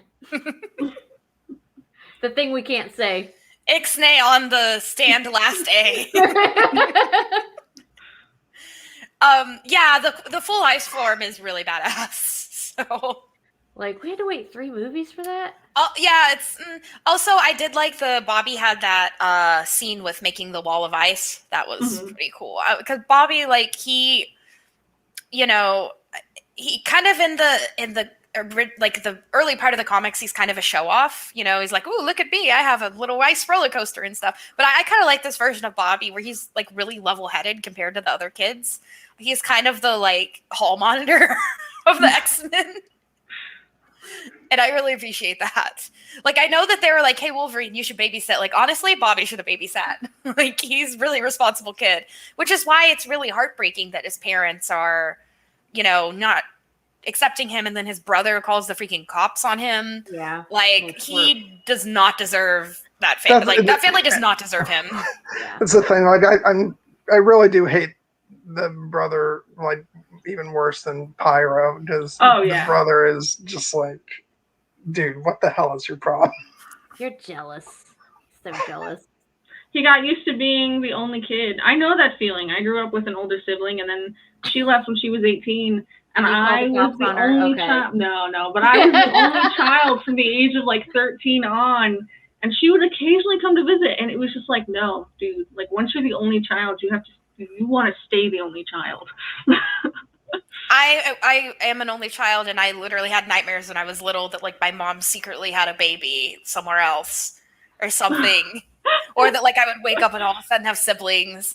Like, I must have lived all your nightmares then. Because I am the older child. This whole time, Kelly is actually my long lost older sister. I'm just kidding. No, you are not like my younger brother. Oh boy. No, yeah. Only child here, and that certainly didn't do any damage to me. So comics Bobby Drake, oh my gosh, like I wish I had his personality. He says some of the funniest crap. Yeah, he's got some great one-liners for sure. He said, Emma Frost and Jean are gonna murder each other to death. It's also funny, like early on, he just like his ice form, he just looks like a snowball. It's really funny. His early ice form He's is all like fluffy. Yeah, it's just like he looks like a snowman. In one of the recent X-Men Red, like he's like Ice Hulk, like he's like Ice Hulk smash. Oh my god, is he like doing all the like the crazy things that the Green Lantern movie that doesn't exist, where he's like, I'm gonna make a big robot with my ring and like smash. But with ice. I never saw that. Good. Don't waste your time. Yeah. They raced with Ryan Reynolds. Anyway. So that's okay. He got to be Deadpool though. So yes, made up for it. So is there any I don't know, characters or the storyline that we didn't touch on that you guys wanted to discuss? Because I feel like we should probably wind down at the 2 hours, even though we have historically gone on for longer, but I think we want to behave. Well, my cat will eat me if I don't feed him soon, so. I'm trying to go ahead. The only thing I could think about is just reminding you all how useless Cyclops was in this movie. He literally did nothing to help anyone. He was either being mind controlled or being like, Jean, no, don't leave yet, Jean, and then she shuts the thing. I do like, though, that they did explain like why no one could save her. Like they're like, Kurt, go get her, and he's like, she won't let me, which is good, because often there are times in movies where it's like, dude, he could have just teleported and helped her. But like they did shut off any possibility, and that shows how powerful she was, that she could, stop the whole team of mutants who all want to, save her. I could she not, like, it's a small thing, could she not, if she was that powerful, levitate up with the jet?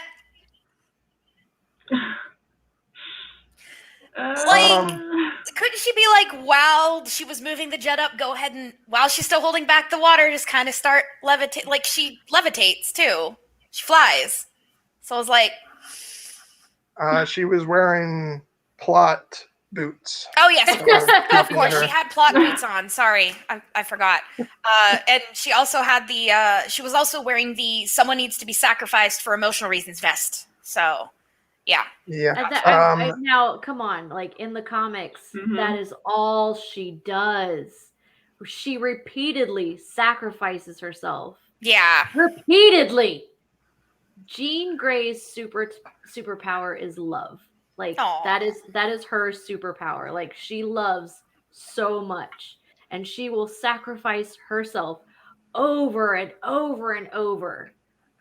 And it's just like, we just like, those of us that love her unconditionally just like see her do this over and over for love. No, and I'm not like against it, and it's not out of the realm of possibility. It's not it's not divergent from her character. I'm just saying, like, in the comics, she literally comes crashing down from space, so of course she can't, like, save herself. And I just thought this was like, it's just a lake. Like, yeah, but in the like, when she's when they're like battling at the like at the Shi'ar base, they're like, she pretty much has to sacrifice herself because, like, Wolverine won't do it. So that, the smash man, like that, that almost happened in the comics, but it, didn't quite, at least not initially. But he does, I think it's a Phoenix War Song, not End Song, but War Song was a series that comes around, and like he doesn't hesitate, but it really doesn't matter because she's like, ha, I'm a god. You cannot kill me. Yeah, and like that's the Wolverine that I freaking love. Like he does what he has to do, but he's a lot more level-headed, and a lot more agreeable. Like not rebellious for the sake of rebelling.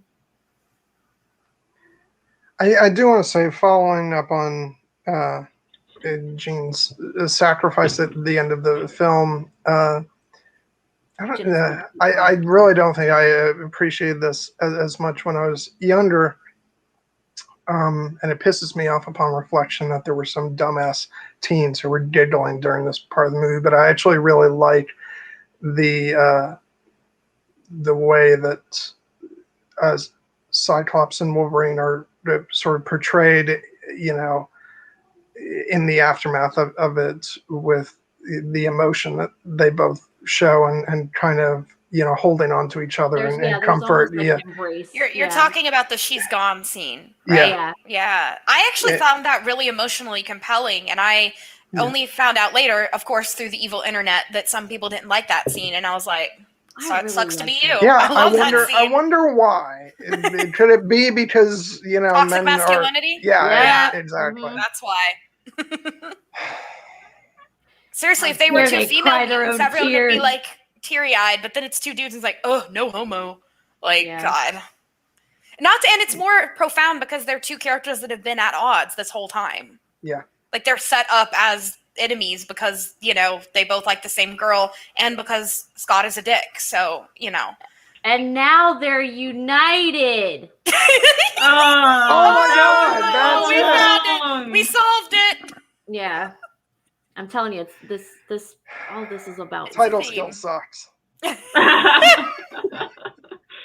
I used to give Cyclops so much crap, but I really later on in the comics, I do start to like him.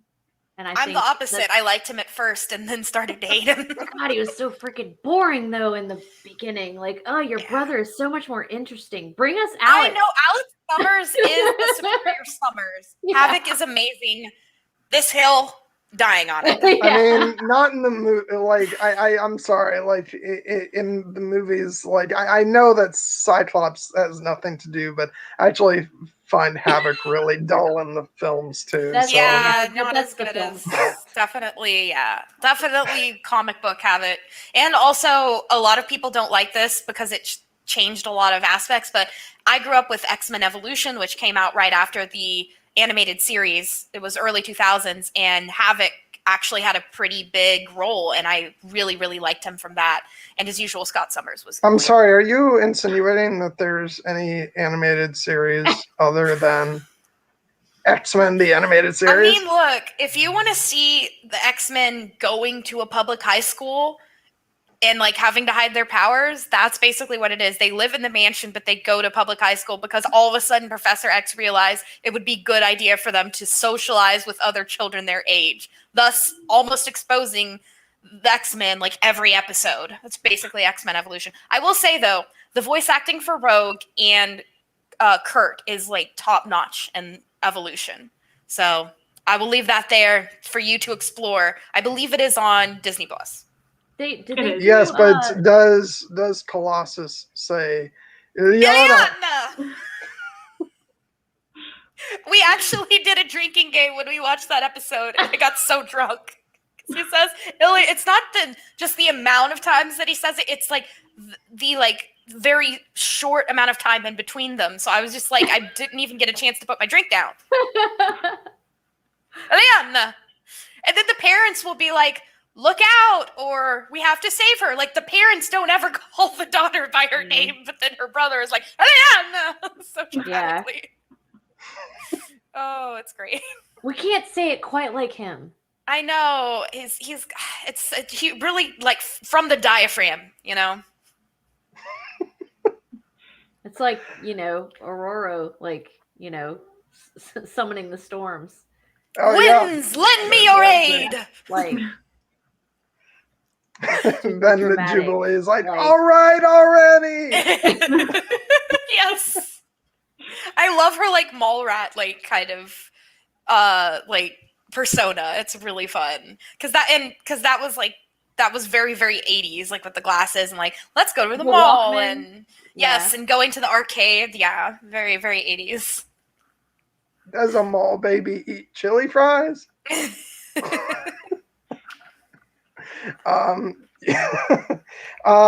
So I started off by this episode by mentioning the music and the use of Mozart in the opening, but I do have to say the rest of the score by John Ottman is absolutely wonderful, and he's actually the editor on this film as well, which like has to be the best 1-2 punch, because like if you're the editor, I guarantee you, like if you can do the music yourself, you'd prefer to, just because those two things are so intertwined with how the momentum of the film builds. So yeah, but that's really how you create a mood in the movie, is through the combination of certain shots and camera shot angles and all that, plus the music that's like working towards something. And I really love the main theme of this film, and I was so excited when they brought it back for Days of Future Past, because that's what really I remember at the time. Again, Bryan Singer is a horrible excuse for a human being, but the fact that they were bringing back in so many elements of these early films, including him in the director's chair, and people like John Ottman doing both the editing and the music. I remember feeling like this is the X-Men that I like, and just having the film start off with that theme, was really great, because this film has more what you'd kind of expect from a superhero sound for its music, as opposed to the first film, which I think has a really good score, but it's more minimalist, I think, than this one is. But yeah, it sounds like Jenna's Kitty Zim has some X-Men thoughts that he wants to share. Have you actually been able to hear him? Yeah, a little bit, very faintly. Yeah. Okay. This is also about the time that Jenna and I usually talk. I'm not going to take momentum away from this. So, yeah, he's used to this being his feeding time, so he's letting her know about it. But yeah, I basically trained him to come up and like put his paw on me. And I want to say something about the camera work, specifically when the dam was failing. There were a lot of overhead shots, or like shots of the actors from overhead, and it was, the sense of something closing or falling down on you, especially when Stryker runs over to like look at the dials, like as he's like looking back and forth. There's the best reaction. There's a very slow pan. No! This is bad. Like just that shot, that overhead shot. It's like, this is gonna be bad. Definitely. He looks hella scared. Yeah, what's interesting is, especially with those overhead shots, it's the use of space to give you a claustrophobic feel, which is the opposite. It feels like you don't have space. And so it seems counterintuitive, but they totally make it work with this movie. It's probably some of the best scenes, I would say, are those impending doom kind of ones. And real quick, this is a weird thing to mention at the end, especially since nobody else is on here is going to care as much as I do. But speaking of Stryker, like his second in command, like the guy that he's always talking to, just the normal military looking guy. He's played by an actor named Peter Winfield, who played the character of Mythos on Highlander, the series, which I'm going to talk about on your birthday stream, Amy, because that was a big show for me. In my teen years. But I remember watching this movie. I'm like, that's random. And he's in the movie quite a bit, but he's like, it's really a bit part. He's really just there to report bad news to Stryker, yeah. Basically. We only got a few kids. Sorry. Yeah. Oh God, that exchange though, where he's like, "May I ask, sir, why we're keeping the kids here?" And Stryker is, "I'm a scientist. When I build a machine, I want to make sure it works." And skeezy. Yeah. Like he would have like watched those kids die a slow, painful death. Like, and that shows like how little he tells us like he doesn't care about his son, because as far as he's concerned, his son is dead. But like he totally is happy to leave his son to like die as the whole thing's coming down. He's served his purpose, and he's like, oh shit, care. I never thought about what happened to the son. He did. He super did. Yeah, he hella did. Cerebro fell on him, and he hella crushed. Wow, Yeah. I did not. It's like Xavier's not even like, yeah, can you go back? Maybe we very can help comic book him. Professor X and stuff, you know. So it's like it's like before he got teleported out with Kurt, he was like, "What you get?" I mean, that is like what he's conveying with his facial expression. It's like, bye. Yeah. Yeah, and it's like, okay, they're both in Felicia. wheelchairs, and like we'll carry Professor X, who we care about, and like this Everyone's other being carried. disabled person. kids, Screw yeah. it. It's like, But it's like not I great. also understand because you got this like mutant who has been like mind controlling or injecting like images into people's heads. Like that's not what they need as they're trying punch to him escape in the face all and this. knock him out, like, and then carry him. Like, I'm just telling you, like, Okay, the X-Men are allegedly fair the good point. guys. They don't always do good guy stuff. Okay, you got me there. They can just knock him out. He's very fragile. They're running out of time. Okay. Okay, fine. Urgency and all that, and plot, of course. Like, he's not important after that scene, so it's like whatever. Yeah, they got time for Wolverine. He was also wearing plot-heavy boots. They have time for Wolverine to take a mile-long walk over to Stryker. Yeah, but they don't have time to save the other in the person in the snow. wheelchair. Yeah, that's not great. Oh my god, that's such a long walk. Especially this viewing, it was like painful to watch. When he was like looking, I was like, where is he? It's like 500 yards. What are you? It's like a football field. What are you doing? Is he like? Can we see him? Like, how close is he? Yeah. It's like Magneto is such a jerk. It's like he didn't just kill him. He's like, yeah, let's carry him all the way over there and tie him up over there. I'm pretty sure he just used the chains to just, like. I also love how he puts one of the chains like around his head, so like he can't even lift his head. Now it's like Magneto's such a badass. It's so funny. We're not even gonna leave you integrity. Just the way that the chain is like holding his face, he's like Wolverine. It's like Like, you're not so intimidating now, are you, Mr. Stryker? Yeah. Okay, let's wrap this up. Jenna's poor Kitty. Yeah. Kitty needs to eat. He's very mad. He's a very mad cat right now. I think we've fulfilled like the number of times to come back around to the joke of Wolverine's long walk. So like, So yeah, Wolverine's reunited there with the kid in his arms. But yeah, I mean, once again, I'll just say I love this movie. It's still one of my absolute favorite comic book films.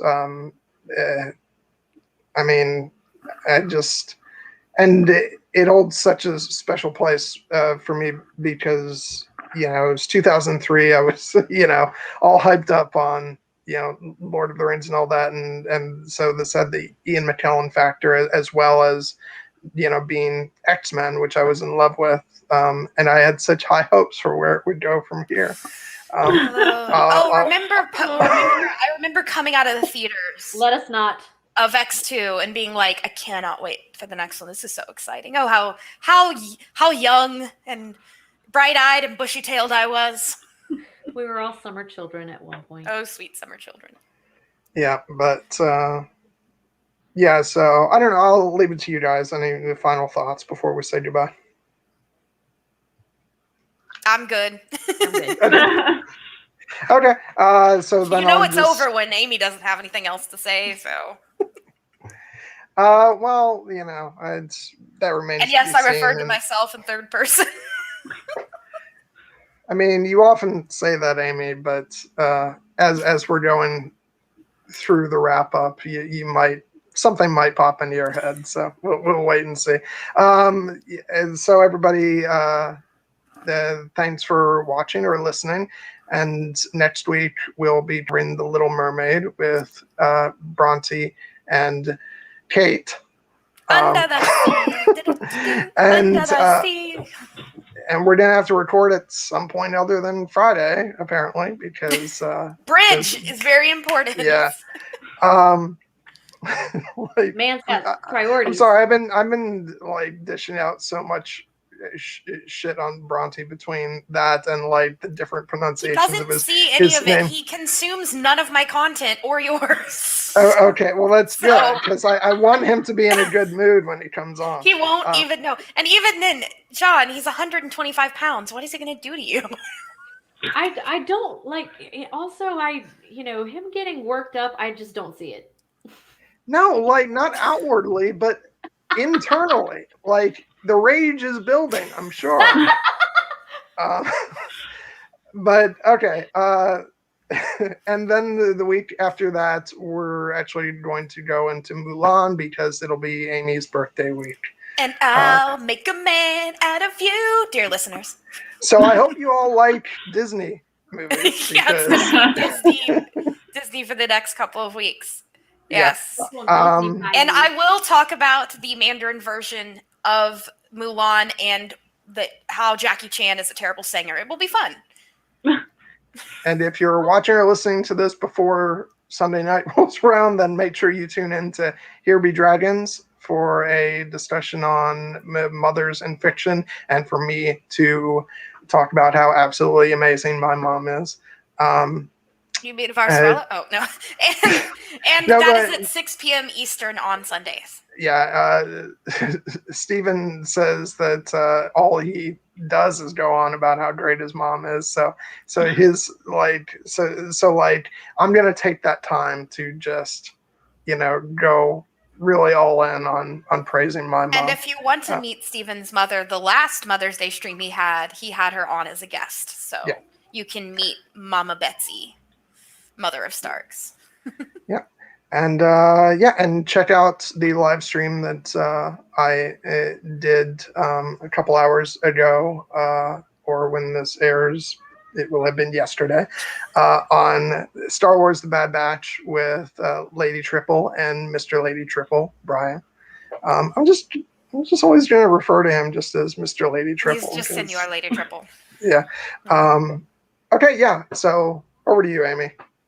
Yes, you know all my things. AEMY, Blackfire with a Y. I got a lot of stuff coming up, including my special birthday buddy banter. John will be there, as will all my 3 other buddies. We're going to talk about our shows that we liked from our teen years. And so, yeah, you heard John mention Highlander briefly. He's going to tell us all about it. It's going to be much fun. We have 2 of my guests are in European time zones, so we are having to do it at 2 p.m. Eastern randomly on Monday, May 10th. So you most likely, if you are working, will not catch it live. But please listen or watch later. It's going to be fun. And like I said, Alicia Kingston's coming on. We're doing a multi-part series on Dorne. It's going to be very exciting. And then taking off June, and I will see you guys back again in July. And Kelly is coming on to talk about the X-Men comics. We're only going to talk about the comics. It's going to be like nothing else existed. So Kelly, you can finally let loose. It's going to be great. It's going to be so much fun. The first thing we're going to talk about is the Dark Phoenix saga, or the Phoenix and the Dark Phoenix saga. So we're going to talk about the issues. There's some in the like 110s and then like the 140s, something like that. There are 2 Phoenix sagas, and we're going to talk about both of them. You do not have to have read the comics or know even that much about X-Men, because we're going to learn you all of it. And Jenna wants all of you to leave her alone. But That is her only request. but Never contact her. Yeah. Kelly, No. once again, what do you got coming up, and where can people find you? So you can find me on Instagram and Twitter. jdedredhed. Nice. I'm leaving You that had banner that ready. You had Because that that ready. banner is Now I've lost my will to live.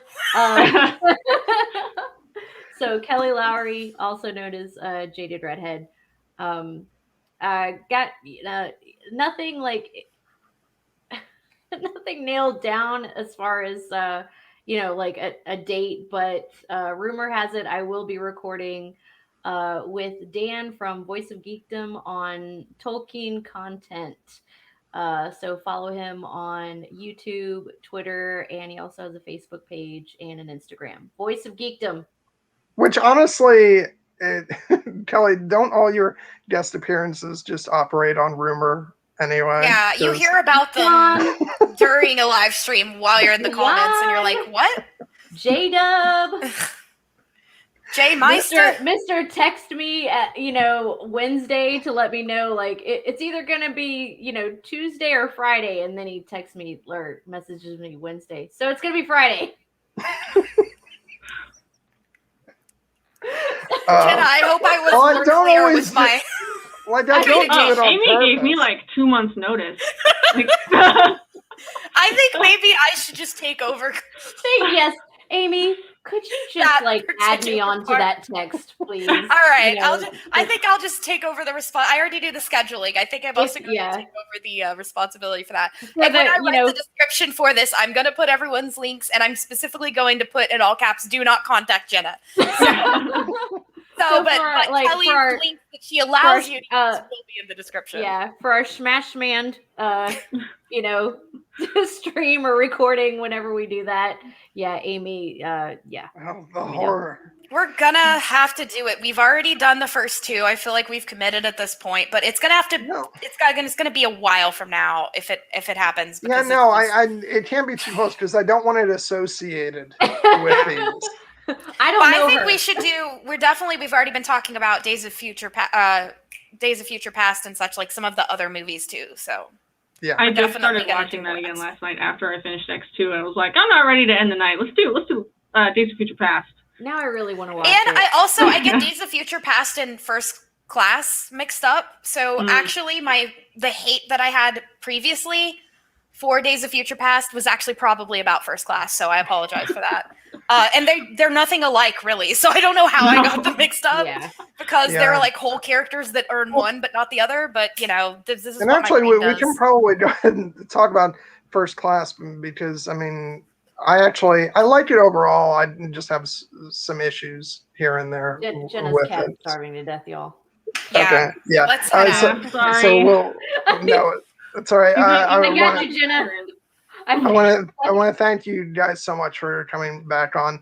This was just a deliriously fun time. I think most of this episode was just me giggling because I was having so much fun. So yeah, so thank you so much, and we'll have you guys back for the next X-Men discussion, whichever film that ends up And please, if you're listening on a podcast platform, particularly Apple Podcasts, give us a 5-star review. And when you're going to do the review, do a very long, dramatic walk in the snow while holding a kid to go before you leave the review. And I'm gonna call out our regulars watching this on YouTube. It's like if you haven't gone to iTunes and left a review for us, are you even really, a cinematic sorry, fan? Guilty. Sorry. Yeah, we have one 5-star review. Thank you, whoever you are.